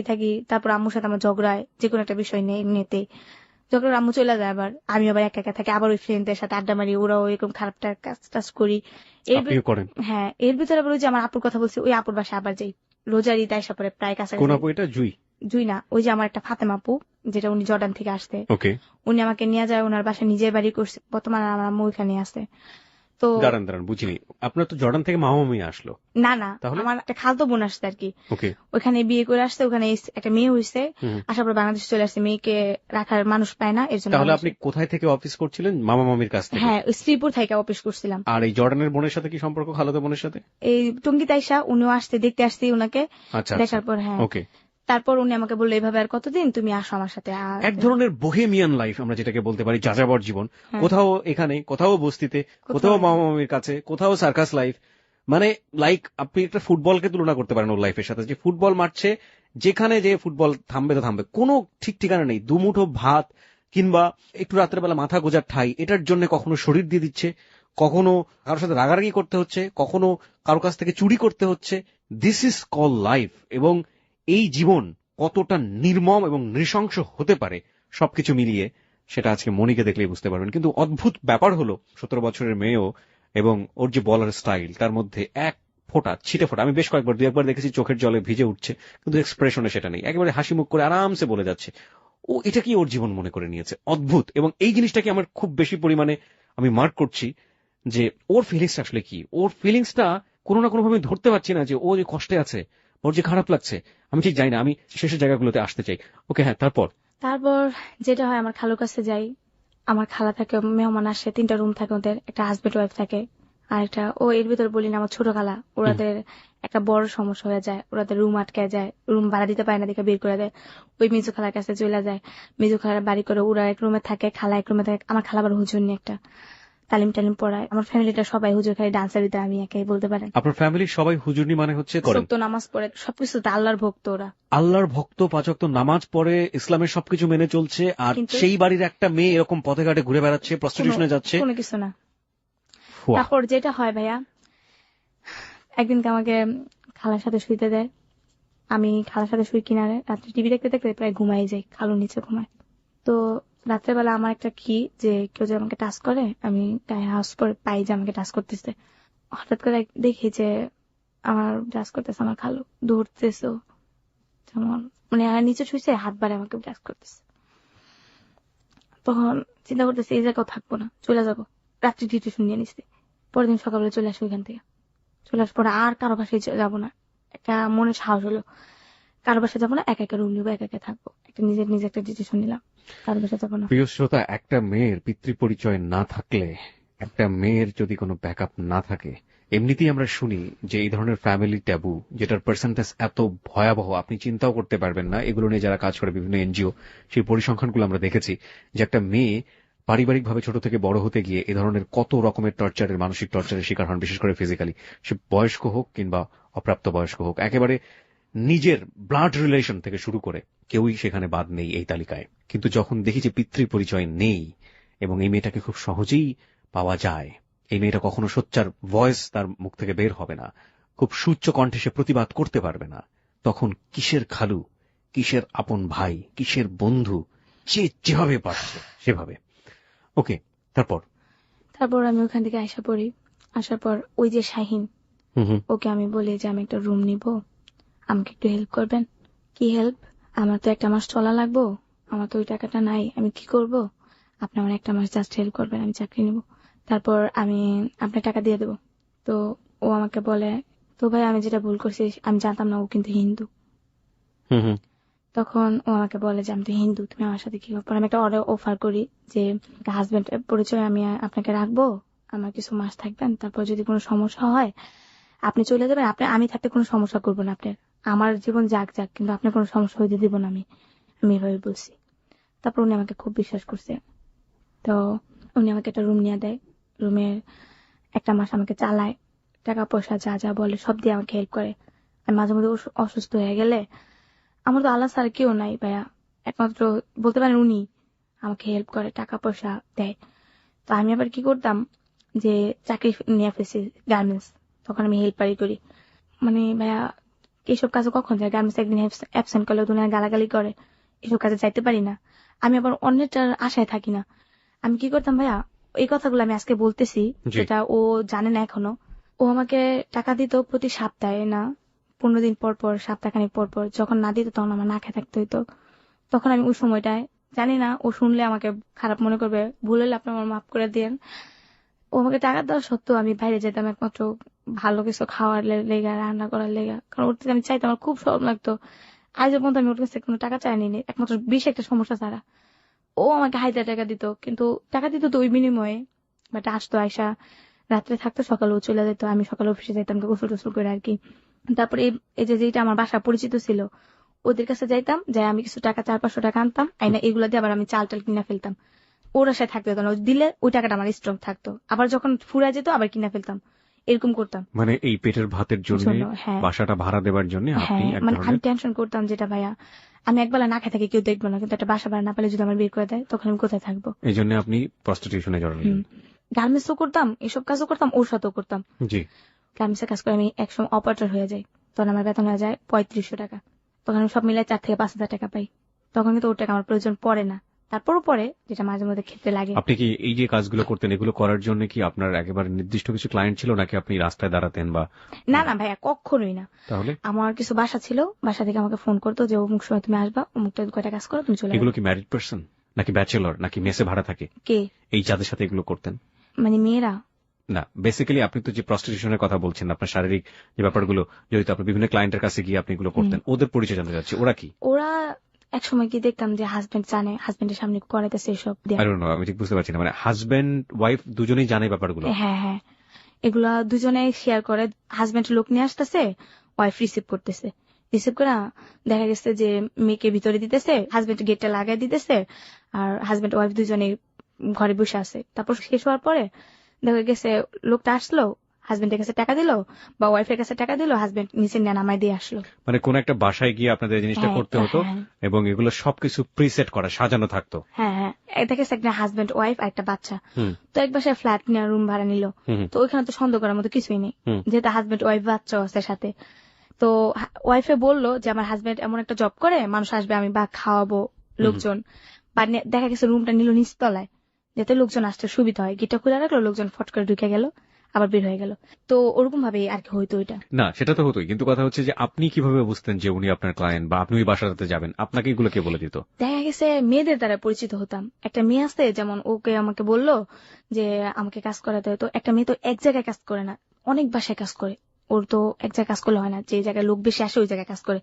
তো বাট আমি ওইগুলো করতাম না, আমার পার্ট টাইম 500 টাকা হইলে আমার যথেষ্ট। আমি ওদিকে যেতাম, আমার শরীরের দিকটাও দেখতাম, এমনকি আমার রোজগারের দিকটাও দেখতাম। আমি অতিরিক্ত বেশি করতাম না, যেটা একটা আছে না মানুষের এই স্ট্রোক, এই দিক দিয়ে আমি একটু সতর্ক থাকতাম। এইডস এর ব্যাপারে আপনি সচেতন থাকতেন?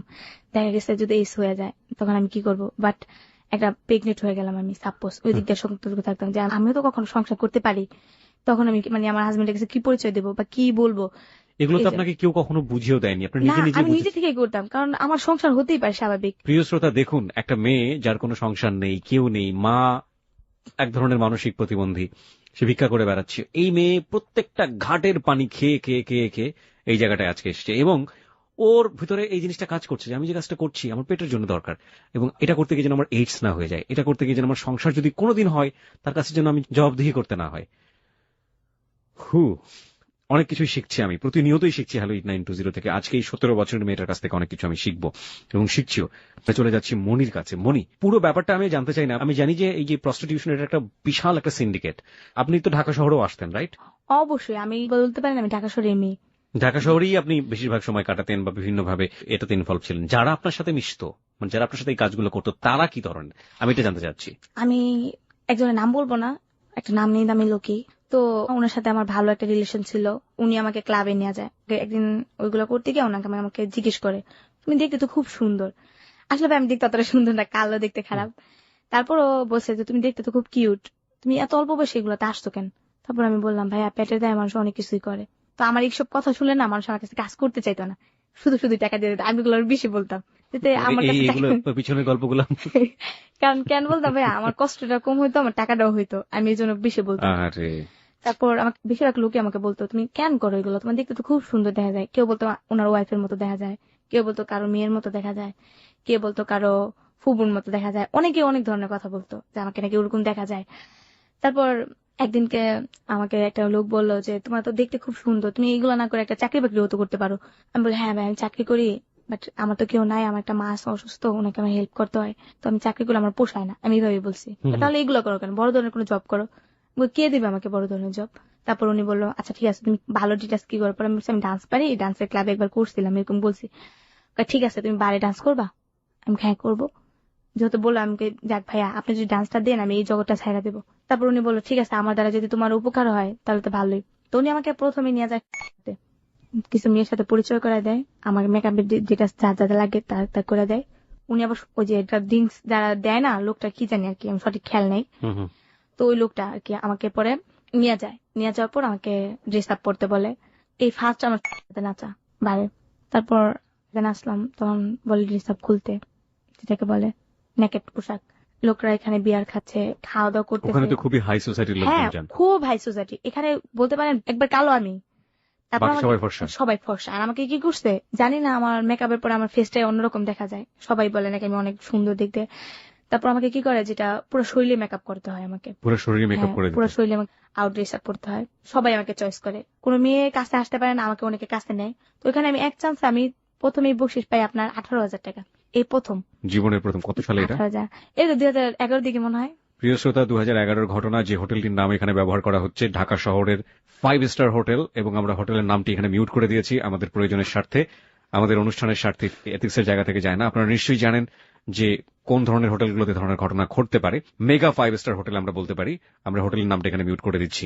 বাট এই 2011 সাল খুব বেশি দূরে না, এবং সেখানে এই মেয়েটি গিয়েছে কোন একটা ক্লায়েন্টের প্রেক্ষাপটে, সেখানে গিয়ে সে নেকেড ডান্স করছে, এবং নেকেড ডান্স করার পরে সে জীবনে প্রথম 18,000 টাকার মুখ দেখলো। যে মেয়েটি 500 টাকার জন্য নিজের শরীরটি বিকিয়ে দিতে বাধ্য হয়। তারপর তো লোকটা আমাকে 18,000 টাকা দেয়, লোকটা আমাকে খুব লাইক করে, দেখে আমাকে খুব খাবার দাবার দিতে, কোল্ড ড্রিঙ্কস এগুলো এগুলো যেগুলো জীবনে খাইও নাই ওগুলা খাওয়াইছে প্রথম। ড্রিঙ্কস করি, যেটা সত্য কথা, আমি খাইতে চাই না, খাইতেই হবে, কারণ ডান্স করতে আসতো, কিসের জীবন কিসের কি। লোকটা ঢাকায় ভাষা কথা বলে, তুমি খাও, তুমি সমস্যা নেই, তোমার কিছু হবে না। তো আমি এতটাই খাই ফেলি, একবারে মাথা ঘুরাতে থাকে, ওইখানে ফিট হয়ে যায় আমি। আমাকে একটা রুমে নিয়ে যায়, রুমে নিয়ে আমাকে হুশ করানো হয়। সবাই বলে এগুলো খাইতে পারো না, তাই খাও কেন? আমাকে জোর করছে, আমি খাইছি, জীবনে খাইনি, খাইছি। আমি আবার সবসময় সত্য কথা বলি। যাক, ওই টাকাগুলো পাই আমার আর এইসবের দিকে মনেই নেই। আমার এখন ইচ্ছা আমি ডান্স করবো, টাকা কামাবো দুই হাতে। মানে কথা, এত টাকা যেহেতু পেয়েছি সুতরাং ডান্সই করবো। হ্যাঁ, আমি আর এইসবের দিকে যাবো না, শুধু শুধু কষ্ট করি, মানে মনটাই অন্যদিকে চলে গেছে। তারপর কি করলাম, এই 18,000 টাকা পেয়া প্রথম চান্স আমি ঘরে খাট কিনলাম, কিছু ঘরে জিনিসপত্র কিনলাম, আমার আম্মুকে নিয়ে আসলাম, আম্মুর ড্রেস আপ কিনলাম, আম্মুর গেট আপটা অন্যরকম করে দিলাম আমি। আমার গেট আপ অন্যরকম করলেন মানে? আপনার কি পরে থাকতো আর আপনি কি পড়ালেন? আমার আম্মু কিন্তু আবার একটা কথা বলা হয়নি, আমার আম্মু কিন্তু হাতে সেলাই সবকিছু, মানে আমার ছেলের কামিজ কিন্তু হাতে সেলাই দিত। আচ্ছা। দেখা গেছে ওই যে দর্জি দোকানে কাপড় ইয়ে করতেন আগে, কিন্তু আমরা যখন বিক্রি করে খাইতাম তখন কিন্তু আমার আম্মু দর্জি দোকানে আপনার কাপড়, টুকরা কাপড় ফালাই দিত না, এগুলা দিয়ে আমার আম্মু সেলাই সেলাই আমাকে জামা বানাই দিত।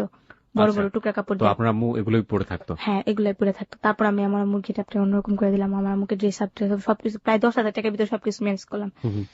তারপর এখানে আরেকটা সমস্যা হয়ে গেছে, এখানে বাড়িওয়ালাকে বলছি আমার হাজবেন্ড আছে, জি। আমার হাজবেন্ডেরও তো বলছে আমার আম্মু আছে, আর আম্মুরও তো বলে নাই যে আমার হাজবেন্ড আছে। তো এখন আমার সমস্যা, আম্মুরও তো নিয়ে আসছে, আমার হাজবেন্ড তো আসতে যাচ্ছে, কি করি? লোকটা আমাকে উপকার করছে, তো আমি লোকটাকে তো আমি তো আর ওনাকে ফেলে দিতে পারি না। তারপর আমি কি করলাম, এক সময় যেটা হলো, আম্মু আমার সাথে ঝগড়া করে চলে যায়। উনি কলপারে গেলে না, ভাইটা বাড়িতে, ভাই আপনি বলেন কি সহ্য করবে? ভাইটা বাড়িতে সবার জন্য সমান। উনি কলপারে গেলে 2 ঘন্টা 3 ঘন্টার ভিতরে নিচে আসে না, তখন আপনার আম্মা? হ্যাঁ, উনি আবার একটু বড় লোকের মতো নখ টোক পরিষ্কার করে, এখনো কিন্তু ব্রু ফ্লাগ করে, ভিক্ষে করছে তারপর কিন্তু ব্রু ফ্লাগ করছে। মাইন্ড করতে পারে না আপনি? No, আমি মাইন্ড করছি না, আমি আসলে ঘটনাটাকে অন্যভাবে দেখার চেষ্টা করছি। প্রত্যেকটা মানুষেরই তার ব্যক্তিগত পছন্দ আছে। একজন ভিক্ষুক কেন ভ্রু প্লাগ করতে পারবেন না? তিনি, তার যদি সামর্থ্য থাকে তিনি করুক, কোনো সমস্যা নেই। কিন্তু ভাইয়া, কিন্তু মানে আপনি যেভাবে বলছেন, এই বলাটাকে আমার অদ্ভুত লাগছে যে একজন ঔপন্যাসিকের জীবনের গল্পে যদি এরকম ভাবে তিনি লেখা শুরু করতেন, তিনি কাঁদানোর চেষ্টা করতেন মানুষকে কোনো কোনো জায়গাতে, কিন্তু যার জীবনে ঘটে সেই যে মনি কিভাবে বলছে দেখুন, হাসতে হাসতে। আমার এই জিনিসটাই হচ্ছে হ্যালো ইট 920 তে আজকে চরম অভিজ্ঞতা। আমি অনেক মানুষকে এখানে পেয়েছি অতিথি হিসেবে, প্রত্যেককে আমি একেবারে স্যালুট করে রেসপেক্ট করে বলছি। আপনারা যখন কষ্টের কথা বলেছেন আপনারা হাউমাউ করে গেতেছেন, আপনারা যখন আনন্দের কথা বলেছেন আপনারা স্মাইলি ছিলেন, কিন্তু এই একটা মানুষকে আমি পেলাম যে একদম শুরু থেকে শেষ পর্যন্ত এগুলো আমার জীবনে ঘটেছে, এবং this is my story, smiley ফেসে। এবং যারা শুনছেন আমি জানি তাদের বুকটা দুমড়ে মুচড়ে যাচ্ছে। ওকে, হ্যাঁ, তারপর কি হয়, উনি তো নখ টোক পরিষ্কার করতে থাকে, ওনার নখগুলো আবার অনেক সুন্দর ভাইয়া, যেটা বলে উনি পার্সোনালি ভাবে পরিষ্কার, অনেক এমনি তো অনেক পরিষ্কার। আবার চুলগুলা দেখলেও বলবেন, আমার আম্মু বললে বলি না, তারপরও মানে খুব সোসাইটির লোকের মতনই চলে। তারপর যেটা হলো, আমি তুমি এতক্ষণ গেলে মানুষ দিয়ে দেবো না, তখন তো কি করলে না, আম্মু আমার মারতো। আমার আম্মু ছোট থেকে মানে আমার গলায় অনেক দাগ আছে, আমার আম্মু গলা টিপা ধরতো, আবার এমনকি হাতেও দাগ আছে একটা, আম্মু খুব দিছিল আর কি, যেটা বলে শয়তানি করে, এটা অনেক কাহিনীটা। তো রাগ করে চলে যায়, এর ভিতর আবার ওকে আমি আনি, আম্মু রাগ করে চলে গেছে। সবাই জানে তো আমার আম্মু পাগল টাইপের, তো এগুলো বলার পরে আর কিছু বলেন, তো ওই লোকটা তো আমার কাছে আসেই, তো ও আমাকে আবার হেল্প করে অনেকটাই। তারপর আমি চিন্তা করি যে ওকে হিন্দু ছেলের সাথে আমি এতটা ইউজ করব, এমনি তো আমি মুসলমান। তারপর আমি চিন্তা করলাম যেতে এটা না করে একটা কাজ করতে পারি, যেটা যে আমার তখন একটা লাইন হয়ে গেছে, আম্মুর পিসটা ছাড়া দিলেই পারি। আম্মুর পিসটা ছেড়ে দিলে পারি না, শাইনের পিসটা? এই তো শাইনের পিসটা। তারপর চিন্তা করলেন যে শাইনের পিসটা আপনি ছেড়ে দেবেন। আমি তো এখন ওই জগতে ঢুকে গেছি। তো এইভাবে অনেকের সাথে পরিচয় হয়ে যায়, একটা যাত্রার লোকের সাথে পরিচয় হয়ে যায় ওইখানে টঙ্গীতে। আচ্ছা, টঙ্গীতে যাত্রার কয়েকটা দল আছে এখনো, বাট করি। তো ওই যাত্রার দলের সাথে আমার ভালো একটা রিলেশন হয়ে যায়, তো ওইখানে আমাকে প্রোগ্রামে নিয়ে যায়, একটা প্রোগ্রাম করলে 1,000 টাকা পাই, দিন থাকলে 2,000 টাকা পাই, এরকম এরকম করতে করতে আমি খুব একটা রানিং অবস্থা, আমি খুব ভালো চলতেছি। ওই যে আমার ভাই একদিন এক জায়গায় সমস্যায় পরে আমার কাছে ফোন করে, তখন আমি অতি ফাস্ট ফোন চালাই, তো আমাকে ফোন করে বলতেছে, মনি আমি এমন একটা সমস্যায় পড়ছি, আমাকে কিছু টাকা হেল্প করবি? দেখতেছে যে আমি গেট আপে অন্যরকম হয়ে গেছি, আমি ভালো ড্রেস পরতেছি, ভালো খাইতেছি, ভালো চলতেছি, টঙ্গিতে যাইতেছি। এর ভিতরে অনেক কাহিনী ভাইয়া বলি নাই, যেটা সময়ের অভাবে বলতে পারি নাই। আমার মামাতো ভাই বিয়ে করে, তখন আমি খারাপ জগতে ছিলাম ভাইয়া, পিছিয়ে যাচ্ছে একটু। আমার মামাতো ভাই বিয়ে করার সময় ভাইয়া, বিয়ে বাড়ির একটা অনুষ্ঠান হয় না, তখন আমি সারাদিন না খাইছিলাম ভাইয়া। মামি আমাকে বলে যে কালকে তোর মামাতো ভাইয়ের বিয়ে, তুই যাইস। তো বিয়ে করে নিয়ে আসতে, তো তারপর ওই ইয়ে করবো ভাই, যদি বিশ্বাস করতেন খাবার রান্না করছে, আমি সবসময় হেল্প করছি। আমার কি করছে ভাইয়া, যেটা মানুষে খায় না, ওই জোড়াগুলো আমার দিছে খাওয়ার জন্য। আমি তারপর খুব কষ্ট পাইছি যে আমার নিজের লোক কেন আমার জোড়া ভাত গেলা দিল খাইতে। আমি কিন্তু কোনোদিন ভাইয়া বিয়ে বাড়ি মানুষের করে না যে খাওয়া লোবে বিয়ে বাড়িতে গিয়া জোড়া গুলা, এগুলো কোনোদিনই না, আমি এগুলো কোনো সময় না, আমি না খেয়ে থাকলে না খেয়ে থাকতাম, কিন্তু কোনো সময় মানুষের জিনিস আনতাম না, কোনো সময় কারো জিনিস দিক দিয়ে তাকাইতাম না, কারো জিনিস খাইতাম না। তো যখন আবার এই জোড়া ভাত গুলা দিছে না, তখন খুব কষ্ট লাগছে, চোখের পানি ফালায় আর ওই ভাত খাইনি গা। তখন আমি চলে এসে পড়ছি, আইসা নদীর পার কাঁদছে অনেকক্ষণ, কান্নাকাটি করে শাক তুইলা আমার এক বান্ধবী এসে শাক সিদ্ধ করে হেসি। তারপর খুব কষ্ট লাগছে, আমার জীবনে কিরকম যে কটা ভাতের জন্য মানুষের কাছে এত কষ্ট করতে হয়। আজকে ওনারাই আমার কাছে হেল্প নেয়, ওনারাই আজকে আমার কাছে টাকা পয়সা নেয়। আপনার ভাই ফোন দিল, হ্যাঁ, তারপর যেটা হয়, আমার ভাই ফোন করে আমার কাছে 3,000 টাকা লাগবে, আমাকে একটু হেল্প করবো, আমি খুব সমস্যা আছি, প্লিজ আমাকে হেল্প করো। আমি বলছি আচ্ছা ঠিক আছে, আমি আর না করিনি, আমার ভাই চাইছে যেহেতু আমার কাছে আছে টাকা। তারপর আমি দিয়ে দিচ্ছি 3,000 টাকা। এর ভিতরে আমার মামা মারা যায়। আমার মামা তো ভাই ছোট, সুমন নাম, ও এখন একটা উত্তরাতে জব করে। তো ও আমাকে দেখতে পারতো না, ওর ঘরে গেলে আগে কত খারাপ মেয়ে, তুই এখানে আসছিস কে, তোর জন্য কি আমার ভাবিরা খারাপ হইব নি, বের হয়ে যা। ও আমাকে তো এমন সময় যেতে লাথি দেওয়া করতে বের করে দিত, এমন সময় যেতে চুলের মুঠি দেওয়া করতে বের করে দিত। সবাই টিভি দেখতেছে, আমি টিভি দেখতেছি, আমার কিলিকা টিভি দেখতেছি, ও আসতো, মামি আমার বের করে দিত। মামির একটু পানি চেপা দিলে মামি দুপুরবেলা ভাত খেতে দিত আমাকে। উনি অসুস্থ ছিল তো, পানি চেপা দিলে কিছু ভাত খেতে দিত, আর পানি চেপা না দিলে ভাত দিত না। কইতো খাইতে হোস, এই জায়গায় খাইতে হোস, এমনি কইতো। ওই মামাতো ভাই টানার সময় পড়ে গেছে ওনাদের, কি বলবো, মামায় মারা যাওয়ার পর ওনাদের খাবার দাবার একটা অসুবিধা হয়ে যায়। ভাইয়া একলা সংসার চালাতে পারে না, 6,000 টাকা রুম ভাড়া দেয় ওরা, চলে না, খাবার দাবার না। মামি কান্নাকাটি করে, মামি চা খাইতে পারে না ঠিক মতো। আমি যাইতাম প্রায়, মামায় মারা যাওয়ার পরে যাই। তখন আমি কি করলাম, ওনাদের হেল্প করি। যখন যাই 200 300, এখনো 500 600 700 1000, কালকেও দিয়ে আসছি টাকা। যখনই যায় ওনাদের চাইল না থাকলে আমি চাইল কিনা দিই। আমার মামা তো বাইরে যেটা বিয়ে বাড়িতে আমার খাইতে দেয় নেই, ওর একটা বাচ্চা হয়েছে 3 বছর বয়স, ঠান্ডা, নিউমোনিয়ার কাছাকাছি গেছে, টাকা পয়সা নেই, কেমনি কি করবো। আমার কাছে ফোন করছে যে আমার বাচ্চাটা মরার অবস্থা, তুই কিছু হেল্প করবি। আমি শুই না তো, সাথে সাথে গেছি, ভর্তি করেছে, আমার থেকে নিচে 3500 টাকা নিচ্ছে, আমি আরো এমনিতে 500 টাকা দিছি, মোট 4000 টাকা দিছি। তারপরে আমি কাকে ছেলে সুস্থ করেন, পরে আমার টাকা দেওয়ার চিন্তা করেন, দিয়ে আমার সমস্যা নেই, আমি তো আসি, আর আমার বিপদ হলে তো আপনারা আসেনি, আর আপনি এভাবে নিচে এই টাকাগুলো রোজগার দিতাম। করছেন। আমার তো ঘর ভাড়া দিতাম দিতাম। আম্মুর তো এইভাবে রাখা যায় না, হেল্প করতেছে ওদের। ও দুলাভাইয়ের কথা আপনি বলি নাই, যেটা দুলাভাই ভাগ্নি, ওদের বাসায় রাত্রে থাকতাম। ও আমাকে বলছিল একদিন ছোট থাকতে, 10টা টাকা দেবো, 2টা দিতে দিবি, একটা ডাইরেক্ট ভাই এইভাবে বলছে। আমি কথাগুলো বলছি আপার কাছে, আবার বিশ্বাস করে না, আমি নাকি খারাপ দেখে এগুলো বলি। কোন দুলাভাই এটা? ওই যে আমার ভাগ্নির কথা বললাম না, ভাইয়া টাকা দেয় হ্যাঁ ওদেরকে, হ্যাঁ হ্যাঁ, ওর বাপ। এরকম ভাবে বলছে আপনাকে 10টা টাকা দিব। 2টায় দিতে দিবি, এগুলো বলছে ভাইয়া। তারপর আরো বলছে অনেক কাহিনী, এগুলো ভাইয়া বলছে। তারপরে আমি এগুলো বলছি আপার কাছে, আপা কয় তুই খারাপ দেখে সবারই খারাপ চোখে দেখিস। তারপর আমি অতটা ইয়ে করি নেই। দুলাভাই উনিও আমার মার দূর করে বের করে দিত, এগুলো বলার পর তো উনি আমার দেখতে পারে না। আর আমার খালু যেটা বলছিলাম, ওনার বাসাতে ঢুকতেই দেয় না, দেখলে আমাকে জুতা লয় বাইরে দিব, এগুলো করে এগুলো করে। তারপর আমার ভাগ্নি এসএসসি পরীক্ষা দিব, যেটা ওই যে আমার ভাইয়ের টাকা পয়সা দেয়, এসএসসি পরীক্ষা দেবো, পরীক্ষার ফিস দিতে পারতেছে না, 3,000 টাকা ফিস লাগবে। টাকা দিবে কারো কাছে যায় না, আমার কাছে আইসে, মনি আমার কিছু টাকা হেল্প করবা, পাইতেছি না, আমার মেয়েটা এসএসসি পরীক্ষা দিতে পারবো না, তুই যদি হেল্প করিস বোন অনেকটা উপকার হবে। আমার মেয়েটা পারতো না, ও আমার গিয়ে কইতাছে আন্টি দেও না, তুমি চাও আমি সারা জীবন স্বপ্নটা আমার এমনি যাক। তখন চিন্তা করলাম আমি তো পড়তে পারিনি গা, আমার কারণে একটা মেয়ের পড়ালেখা সমস্যা হবে, ওটা আমি চাই না। তারপর আমি কি করলাম, ওই দিনকে আমার একটা প্রোগ্রামে যাওয়া দরকার ছিল, তারপরও যাই না ওইটাতে। তারপর মনে করেন যে নেকের ডান্স আমি ছাইড়েই দিছিলাম প্রায়, এমনি সামাজিক প্রোগ্রাম করতাম টাকা পয়সা হওয়ার পরে। তারপর নেকের ডান্স আমি গেছি ওই দিনকা, যার পরে 7,000 টাকা আয় না, ওকে দিছি প্রায় 4,000 টাকা। মানে নেকেড ডান্স আপনি ছেড়ে দিয়েছিলেন, কিন্তু হ্যাঁ, এই পড়াশোনার টাকা দেবার জন্য হ্যাঁ আমি আপনি নেকেড নেকেড ডান্স ডান্স করলেন। হ্যাঁ। ওই হোটেলেই করলেন, 5 না স্টার? এই হোটেল না, বাট তাহলে অন্য জায়গায়, আচ্ছা, অন্য জায়গায়, অন্য একটা অন্য একটা হোটেলে আপনি হ্যাঁ, করে হ্যাঁ, আপনি ওর জন্য টাকা ম্যানেজ করলেন হ্যাঁ, পড়াশোনার জন্য। হ্যাঁ। করার পর ও দেয়, দেওয়ার পর যাকে আমাকে ভালো ভালো পরীক্ষা দিস, বাজে ইয়ে করিস না, ভালোভাবে একটু সাজেশন দিছি যেটা আমি খারাপ, কেউ যেন খারাপ নয়। তারপরেও না, ছোট থাকতেই না ওদের সাথে আমাকে মিশতে দিত না আমার আপারা খালারা। আর মিশলে খারাপ হয়ে যাবে। বলতো যে ও তো খারাপ, ওর সাথে মিশবি না, ও খারাপ হয়ে যাবে, তুইও খারাপ হয়ে যাবে, মিশতে দিত না। কিন্তু ভাইয়া দেখেন আল্লাহর কি নিয়তি, শেষ পর্যন্ত কিন্তু ওরাই আমার কাছে আসতে। তো যাই হোক, আমি অবহেলার চোখে দেখি নাই যে তোমরা আমাকে এত কিছু করছো, কিন্তু আমার কাছে আসলে আমি হেল্প করি, এখনো হেল্প করি ভাইয়া। কয়েকদিন আগে আমি একটা মোবাইল দিছি ওরে, ও কলেজে যায়, টঙ্গী কলেজে পড়ে, যাইতে তো অসুবিধা হয়, রাস্তাঘাটে কত সমস্যা হতে পারে, দুলাভাই একা কুলাইতে পারে না। তারপর আমি হেল্প করে ওদের সংসারও হেল্প করি। তারপর এখান থেকে ওই যে শাহিন, ওর সাথে রিলেশন হয়, এমনি ওর সাথে এখনো ভাইয়া রিলেশন, আমার সমস্যা ওর সমস্যা।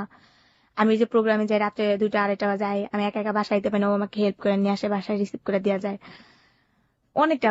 এখন আমি যেভাবে আসি ওর সাথে আসি, আর আমার মাকে রাখছি আমার খালাম্মার বাসায়।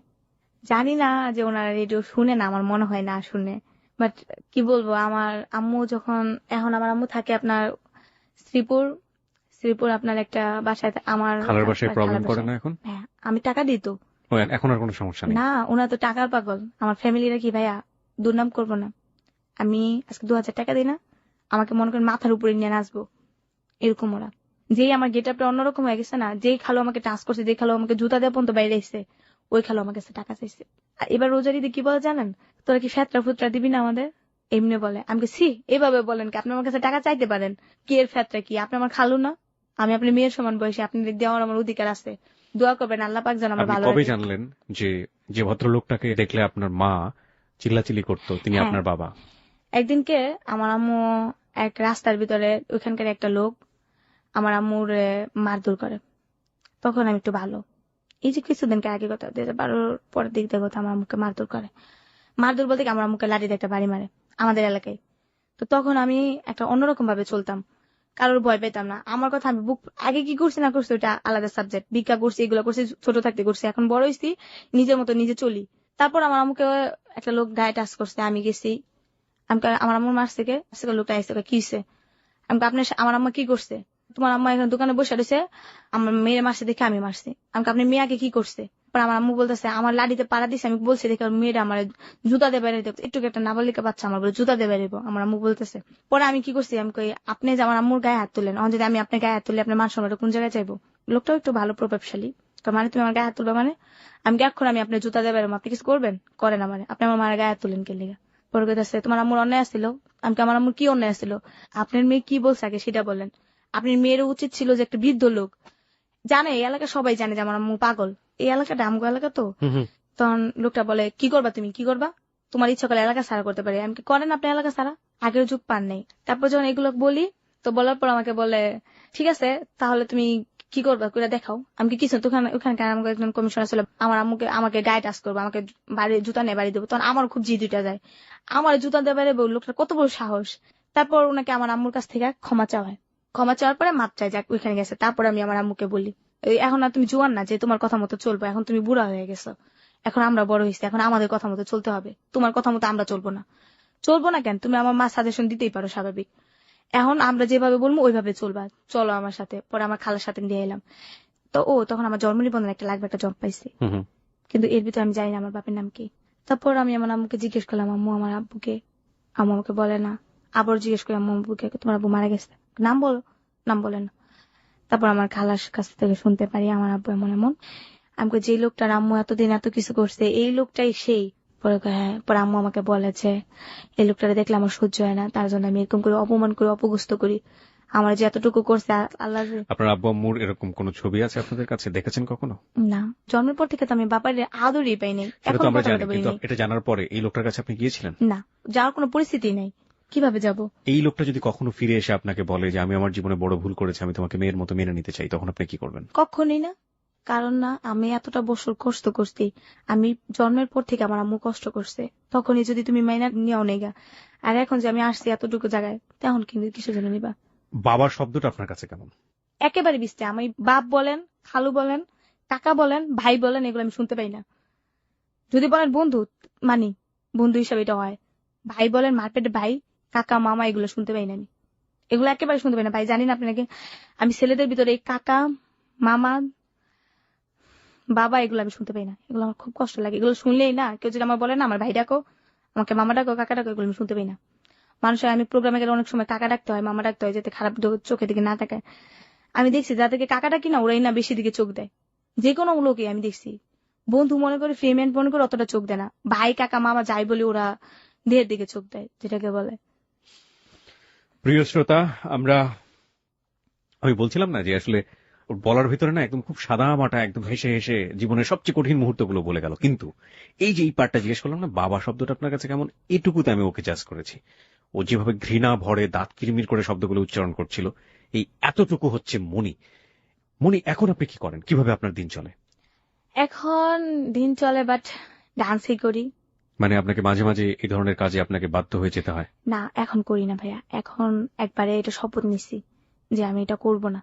মানে খারাপ কোনো কাজ আপনি করবেন যাবো না। হ্যাঁ, শুধু ডান্স করে আপনি কত টাকা পান? হ্যাঁ পাই ভাইয়া, এটা একটা প্রোগ্রাম সিজন থাকে আপনার শীতের থেকে, আপনার দেখা গেছে এই যে কুরবানিদের থেকে শুরু হবে আপনার বৈশাখ মাস পর্যন্ত। এই ডান্সটা বিভিন্ন হোটেলে, তারপরে বাইরে যাত্রাপালাতে, হ্যাঁ, তারপর বিয়ে বাড়ি অনুষ্ঠান, পূজার কন্ট্যাক্ট, সার্কাসে। কি ধরনের গানের সাথে ডান্স করেন? আমি বাট হিন্দি গানে না ডান্স করি, বিট যেগুলো। আপনাকে কেউ শিখিয়ে দিয়েছে নাকি আপনি নিজে? না ভাই, আমি যেটাকে বলেন প্রথম থেকে আমি বলছি যে আমি প্রথম শুতেই আমি ফার্স্ট ক্লাস পাইছি।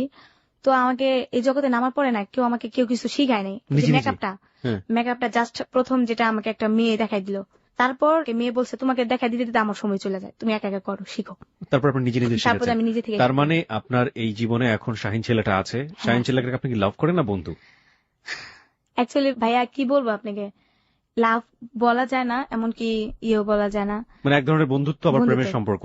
আমি আসলে কি এই লোকটার আমি অনেক বড় জায়গায় নিয়ে গেছি, যেটা ওনার জন্য আমার এত কিছু, উনি যদি আমাকে হেল্প না করতেন বাট এত কিছু করতে পারতাম না। উনি আমাকে যথেষ্ট হেল্প করছে। আমি বলবো উনি যদি আমাকে ওনার পায়ের তলে যদি আমাকে একটু ঠাই দেয় না ভাইয়া, আমি মনে করি এর চেয়ে সুখী আমি কিছু নাই। কিন্তু উনি তো আমাকে রাখতে পারবেন না, যেহেতু আমাদের ধর্মের সাথে মিল হয় না। উনি যদি আমাকে ম্যারিড? না, উনি আনমেরিড। এখন আর ম্যারিড? ওকে। হ্যাঁ, আমি ওনাকে বলছিলাম মুসলমান হওয়ার জন্য, কিন্তু উনি বলছেন না, আমার পক্ষে সম্ভব না। আমার মা একজন স্ট্রোকের রুগী, আমার টাকাতে সংসার চলে না, বাট আমাকে সবাই লাইক করে, আমাকে সবাই ভয় পায়। তো আমি যদি এই কাজটা করে ফেলি কিভাবে হয়? ওর সাথে আমার রিলেশন প্রায় 4 বছর গড়ে গেছে। ওর যাবতীয় হেল্প আপনাকে করে যাচ্ছে। হ্যাঁ। এখন যে বাসটাতে আপনি থাকেন, আপনার মা জানে ব্যাপারটা এখন, শাহিন এবং আপনার ব্যাপারটা? না, শাহিনের ব্যাপারটা জানে এখনো জানে না। না? আর আম্মু জানে যে আমার বিয়ে হয়েছে। বিয়ে হয়েছে? হ্যাঁ। কার সাথে? তার সাথে হয়েছে, বাট কথা বলতে চাই, আমি কথা বলাই না, বলি যে এইখানে আছে ওইখানে আছে। কিন্তু আপনার কাজকর্মগুলো তো সে জানে। হ্যাঁ কত বছর যাবত জানে সে বিয়ে হয়েছে? জানে তো, 2 বছর ধরে জানে যে আমার বিয়ে হয়েছে। আমি জানাইছি, কারণ আমার আম্মুকে তো না জানায় একটা একা একা থাকি একটা মানে এবং সেজন্য মা জানে যে আলটিমেটলি আপনি বিয়ে করেছেন, তার সাথে আছেন। মার সাথে পরিচয় করে দিতে চান না কেন? এখানে মাকে হাইড করেন কিভাবে? কেন করি, যে তো দেখা গেছে যে আমার আম্মুর সাথে যদি পরিচয় করাই দিতে চাই আমি, বাট আম্মু বলবে যে বাসায় নিয়ে আস, এই যেমন গিয়ে না গেছে। না না, আপনি তো বিয়ে করেননি, প্রথম কথা হচ্ছে এটা। কিন্তু মাকে আপনি কিভাবে ম্যানেজ করেন এই 2 বছর যাবত? এটা তো লম্বা সময়। হ্যাঁ, আম্মু জিজ্ঞেস করে তো যে তোমার হাজবেন্ডের সাথে দাও একটু কথা বলি। আম্মু উনি না আমার ফ্যামিলির দিকটা দেখতে চায় না, কেমন জানি করে। আমি একদিনকে নিয়ে যাবো, তোমার দেখাবো। তারা আম্মুকে জানে যে আপনি ডান্স করে টাকা পয়সাগুলো রোজগার করেন? হ্যাঁ জানে, আমি ডান্স করি আমি। আপনার আম্মুকে জানে আপনার জীবনের পাস্ট অতীতগুলো, আপনার এই ভয়াবহ অতীতগুলো? না, কিচ্ছু জানে না। আজকেই প্রথম আপনি সবার সামনে এই জিনিসগুলো ওপেন করলেন। আপনার ফ্যামিলির সবাই আপনাকে ঘেন্না করতো, জানতো, কিন্তু এই প্রথম ডিটেল আজকে সবকিছু আপনি ওপেন করলেন সবার কাছে। আর শাহিনের সাথে কখনো আপনার মার কথা হয়েছে? এর ভিতরে একটা মিস্টেক করে ফেলছে, একটা কথা বলি নাই। বলেন। যে একটা লোক আমাকে, একটা বান্ধবী, মেয়েটা মারা গেছে, নাম হচ্ছে নীলুফা, ওর সাথে আবার শাহিনের সাথে রিলেশন ছিল। ও আমাকে বলে একটা ছেলে আছে, 500 টাকা দিবে, যাবা? আমি তখন বস্তিতেই থাকি, তুমি বলছে যাবো, না করিনি। যত টাকা দরকার ছিল। যাওয়ার পর ও একজনের কথা বইলা আমার সাথে প্রায় 9-10 জন আমার সাথে ইউজ করে। করার পর তখন এতটা মানে জোর জবস্ত করে, পিস্তল ঠেকায় আমার মাথায়, না করতে পারলে তোকে মেরে ফেলবে জায়গায়। ওরা এক ধরনের সন্ত্রাস বলা যায়। তখন আমি চিন্তা করছি যদি আমাকে মেরে ফেলে তখন আমি কি করবো। আমি বলছি আচ্ছা ঠিক আছে, সমস্যা নেই। তো কান্নাকাটি করছিলাম আর মেয়েটাকে বকছিলাম যে তুই কি করলি আমাকে, তুই আমাকে বলতি যে আমি এগুলো করবো, তোকে তো আমি বিশ্বাস করে আসছিলাম, এমন তো না অবিশ্বাস করে আসছি, তুই তো জানিস আমি এগুলো করি, কিন্তু বাট এতটা না তো। আমার উপরে ভাই আমার গাল বৈশাখী একটা ঝড় গেছে। তারপর সাইনের ব্যাপারটা জানি না, ওর কাছে আমি গোপন করছি। ওর কাছে কালার করার জন্য অনেকেই অনেক কথা বলছে ওর কাছে আমার ব্যাপারে, যে এই মেয়েটা খারাপ, এই মেয়েটা 12 জায়গায় কাজ করে, তুমি ওর সাথে রিলেশন রাখো না। এমনকি ওই মেয়েটাও বলছে, নীলুফা। তারপর ও জানার পর আমাকে বলছে যে তুমি আমার কাছে এগুলো লুকাইছো কেন, আমাকে বললেই পারতা, আমি কিন্তু তোমাকে কিছু বলতাম না। আমি বলছি যে না, আপনার কাছে বললেই না, এই জন্য তো যাই না ফেলছে, আর লুকায় কি লাভ। তো ও কি করছে, ও কয়েকটা বন্ধু বান্ধবের সাহায্য করছে, ভাই আমি ওরে পুলিশে ধরে তুমি, ও কিল লেগে এই মেয়েটার সাথে এরকম করলো শাহিনে। তারপর ও চেষ্টা করছিল, তারপর কি করছে, ওরা একটা মারামারি করে, ওই ছেলের হাত কাইটা দেয়, হাতে রক কাইটা দেয়। কোন ছেলে? জসিম করে একটা নাম। এই ছেলের সাথে আপনার কি সম্পর্ক? ছেলেটা ওই যে আমাকে নিয়ে গেল একসাথে 10-12 জন আমার সাথে। ওই ছিল তার মধ্যে একজন? হ্যাঁ। এবং এই শাহিনের সাথে মারামারি হচ্ছে? শাহিন একটা ফ্রেন্ডের সাথে মারামারি হয়েছিল। আচ্ছা। তখন ওই ফ্রেন্ডে বলছে, ওই ফ্রেন্ডও আমাকে খারাপ কথা বলতো। ফ্রেন্ডরা বলতো শাহিনের কাছে যে এমন মনিকে একটু ব্যবস্থা করে দেয় না দোস্ত, তোর সাথে তো আসে। ও আবার কি করতো, ও আমার কাছে বলতো যে তুমি বলবা যে না আমি করি না, আমি যে বলছি এটা বলবা না। ওর কাছে বলতো তোর যদি ম্যানেজ করে নিতে পারিস নি, কারণ বন্ধুর কাছে কালার হইতে পারে না। তারপর যেটা হয়, ফ্রেন্ডরা আমাকে বলে যে তোমার সাথে এটা হ্যান ত্যান বলে। তাই আমি বলতাম না ভাই এটা সম্ভব না, কারণ আমি আপনার ফ্রেন্ডের সাথে সম্পর্ক রাখছি, আমি আপনার সাথে বাট কখনই পারবো না। ও আমার বেড রেকর্ড আজ পর্যন্ত দেখে নেই, জাস্ট কানে শুনছে, কিন্তু কখন আমার কিছু দেখে নাই। আজকে তো আপনি সব স্বীকার করলেন, আজকে তো ফার্স্ট শুনলো। হ্যাঁ, শোনার পরে যদি ও পারবে আপনাকে নর্মাল ভাবে নিতে? হ্যাঁ, কারণ আমি ওই বিশ্বাসটা আমার ওর উপরে আছে, কারণ ও আমাকে খুব বিশ্বাস করে, খুব। ও আমাকে বলছে তোমার ডিটেলস যা কাহিনী আছে সব বলবা, আমি সব শুনবো। So this is the first time ও আপনার গল্পটা শুনছে। হ্যাঁ। শেষমেশ আমাদেরকে বলবেন যে আপনি ভবিষ্যৎ নিয়ে কি চিন্তা করেন? ভবিষ্যৎ আর কি আছে ভাইয়া, দেখা গেছে আম্মু আছে, আমি আছি, আমার আম্মুটা একটু ভালো করবো, একটু আগের মতো সচ্ছল করবো, যেন হাঁটা চলা করতে পারে। জানেন ভাইয়া, একটা সত্য কথা বলতে কি, আমার আম্মু এখনো বলে তোমার কিচ্ছু করা লাগতো না, আমার একটু সুস্থ হই, আমি আবার জব করবো আগেরটা, আমি আবার ওদের সাথে রিলেশন করবো, কালেক্ট করবো নাম্বার, এমবিবিএস ডাক্তার, তো আমি নিজে একটা ফার্মেসি দেবো, দিয়া তোমার জব করা লাগতো না, তুমি বাসায় বসে বসে খাবা। আমার আম্মু এখনো বলে, আমাকে যেটা সাহস দেয়। তারপর আমি আম্মুরে বলি মা ওইগুলো ভুইলা যাও, তুমি এখন বুড়া হয়ে গেছো, এগুলো মনে রেখে লাভ আছে। এমবিবিএস ডক্টরের মেয়ে, তার কি অবস্থা আপনি এখন ভালো আছেন, আগের তুলনায় আপনি অনেক ভালো আছেন, রাইট? এতটাই ভালো ভাইয়া যেটা ভাষায় প্রকাশ করা যায় না। আল্লাহ পাক আমার মনে হয় কপালটা লাকি রাখছে যে আমি সব দিক দিয়ে এখন খাওয়া লওয়া পোশাক টোশাক সব দিক দিয়ে আমার মান সম্মান বলেন হেল্প বলেন। আগে তো একজনের ঘরে গেলে বের করে দিছে, একজনে খাইতে দিছে না, একটা ইয়ে করতে দিছে না। এখন আমার থেকে মানুষের চলে, বাট বলতে পারেন আমার ফ্যামিলিটা আমি চালাই, আমার পুরো ফ্যামিলিটা। যাই এবং হোক, এটা ডান্সের টাকা দিয়ে। ডান্সের টাকা দিয়ে। আপনি সবশেষে বলবেন যে হ্যালো 8920 আপনি কেন আসলেন? এটা আমি প্রথম থেকে যখন শুনি, ভাড়ে যাওয়ার পর একদিন শুনি, একের অতি প্রথম এরিনার কাহিনী যেটা হয় ওইখান থেকে শুরু করে প্রত্যেকটা গল্প আমি মিস করি না। শুনি, তারপর আমার মনে একটা আগ্রহ জাগে যে আমি এটা বলবো। আমার জীবনে তো কত ঘটনা ঘটছে। যখন আপনি বলতেন যে এখানে সব ধরনের গল্প বলা যায়, হতে পারে সেটা যে কোনো ধরনের ভালোবাসা, লাভ স্টোরি, দুঃখের সবকিছু, তো আমি ভাবতাম তাহলে তো আমার গল্পটা ওনারা নিবে। কিন্তু আমি নাম্বারটা কখনই বুঝতাম না, আপনার ফোন নাম্বারটা কখনই বুঝতাম আমি না। খুব স্পিডে বলি। কখনো নাম্বারটা এতটাই স্পিডে বলতেন আমি বুঝতাম না। তারপর যেটা হয়, আমি টাচ মোবাইল নিই। টাচ মোবাইল নেওয়ার পর এটা অনলাইন থেকে নামাই, ওই শাহিনের সাহায্যে নামাই। ওর থেকে ধীরে ধীরে ধীরে ধীরে আপনার নাম্বারটা শুনি। শোনার পর ফোন করি, বাট ফোন ঢুকে না। কতদিন আগে আপনি আমাদের এখানে ফোন করেছিলেন? প্রায় আপনার শিমুলাপার কাহিনী হলো না, মানে আপনি মাস বলতে পারেন কয় মাস আগে? 6-7 মাস আগে হবে। 6-7 মাস আগে আপনি ফোন করেছিলেন, অর্থাৎ আপনি 6-7 মাস পরে গিয়ে আপনি হ্যালো 8920 আসলেন। প্রিয় শ্রোতা, দেখুন, this is the real thing. আপনারা হতাশ হবেন না দয়া করে। যদি জীবনে একবার ফোন করে থাকেন এবং যদি আমাদের গল্পটা আমাদের পার্সপেক্টিভ থেকে পছন্দ হয়, আমরা অবশ্যই আপনাদেরকে নিয়ে আসবো, এবং এই জন্যই বলি বারবার চেষ্টা করতে থাকুন। আপনি একটু সংক্ষিপ্ত করে বলুন যে আপনি কেন আসলেন। কেন আসা, যে আমার মতো এরকম কেউ যেন না হয়, কারো ফ্যামিলি দিক দেয়। আপনার মতো তো আপনি তো ইচ্ছে করে হননি। এখানে আসলে আপনাকে সমাজ বানিয়েছে, আপনাকে আপনার ফ্যামিলি বানিয়েছে। এই জায়গাটা থেকে, এত জঘন্য জায়গা থেকেও যে আপনি নিজেকে বাঁচিয়ে নিয়ে এমন একটা জায়গায় নিয়ে আসছেন যখন আপনি ভবিষ্যতের কথা চিন্তা করতে পারছেন, একটা সুন্দর সময়ের কথা চিন্তা করতে পারছেন, এটা তো আপনার নিজের জায়গাটা থেকে। কিন্তু আপনার সমাজকে কি বলার আছে, পরিবারকে কি বলার আছে? পরিবারকে বলার একটাই কথা যে মানুষের এমন অবহেলা করতে নাই। একটা মানুষ তো অনেক কিছুই করতে পারে, একটা মেয়ে তো অনেক কিছুই করতে পারে, হোক সে পাগলের মেয়ে, হোক সে ভিক্ষুকের মেয়ে। তার যদি একটু সহযোগিতা করে, 2টা ডাল ভাত খাওয়া, একটু সহযোগিতা করে, তাহলে কিন্তু মেয়েটা অনেক কিছু করতে পারে। আমাদের এখানে হ্যালো 8920 এরকম গল্প প্রচার হওয়ার পরে শত শত লোক সে মেয়েটাকে বিয়ে করতে চান, এরকম অনেক রেকর্ড আছে। আপনাকে যদি কেউ এরকম চায়, সে বিয়ে করে তার ঘরের ঘরণী করবে, আপনাকে সুন্দর একটা জীবন দিবে, আপনি করবেন? কি বলবো ভাইয়া, যেহেতু বিশ্বাস করতে পারেন এরকম অচেনা একজন মানুষ? আমি বিশ্বাস করতে পারি না, কারণ যে জানে একটা মেয়ে অন্য ধরনের কাছে রিলেশন করছে, বাট সবকিছুই হয়েছে, মেয়েটা সবকিছুই বিলাই দিছে, আমার কাছে কিছুই নাই যে আমি আমার হাজবেন্ডকে দিব। কি বলবেন, কিছুই নাই আমার কাছে যে আমাকে একজন কি বিয়ে করে, বরঞ্চ অসুখী হবে, সুখী হবে না। আপনি বিশ্বাস করতে পারেন না তাকে, তাই জি। তো? এই জন্যই বলি প্রিয় শ্রোতা, আপনারা অনেকেই আপনাদের অন্তর থেকে ভালোবেসে, এরকম অনেক গল্প এসছে, মনীষার জন্য এসছেন, বর্ষার জন্য এসছেন। আজকের গল্পটা প্রচার হবার পরে হয়তো আমার এই মনির জন্য অনেকে আসবেন। কিন্তু দেখুন, মনির জায়গাটা হচ্ছে এরকম। প্লিজ রেসপেক্ট দোজ পিপল যারা আপনার সারাউন্ডিং আছে। এরকম মনি অসংখ্য আছে বাংলাদেশে, যারা ডাস্টবিন থেকে খাবার কুড়িয়ে খায়। The real fact is that আপনি গল্পটা শোনার সময় উহু আহা অন্তর কাঁদছে, একেবারে কেঁদে কেটে বালিশ ভিজিয়ে ফেলেছেন, কিন্তু কালকে সকালবেলা ঠিক যখন কর্মস্থলে যাবেন, যাওয়ার পথে দেখবেন এরকম একটা মনি রাস্তার পাশে বসে আছে। যাওয়ার পথে দেখবেন যে ডাস্টবিনে কোন একটা লোক, ডাস্টবিনের ময়লা এবং তার শরীরের মধ্যে কোনো পার্থক্য করা যায় না। এবং এই সিনারিগুলো আপনার মনে এক বিন্দু দাগ কাটবে না, আমি আরজি কিবরিয়া চ্যালেঞ্জ দিয়ে আপনাকে বলতে পারি। কারণ প্রতিদিনের জীবনে এরা আমাদেরকে আসলে মনে দাগ কাটায় না, আমরা দেখতে দেখতে অভ্যস্ত হয়ে গেছি। কিন্তু কথা হচ্ছে, সমাজ বদলাতে হলে এই মানুষদেরকে নিয়েই বদলাতে হবে। আমাদেরকে যদি সত্যি সত্যি বদলাতে হয়, তাহলে এই মনিদেরকে নিয়েই বদলাতে হবে। এবং এই মনিদের মধ্যে প্রচুর সম্ভাবনা লুকিয়ে আছে। এদেরকে পেছনে ফেলে, এদেরকে হেট করে, এদেরকে দূর দূর করে তাড়িয়ে দিয়ে আমরা কোনোভাবেই সামনের দিকে এগোতে পারবো না। মনি, আপনাকে অনেক ধন্যবাদ।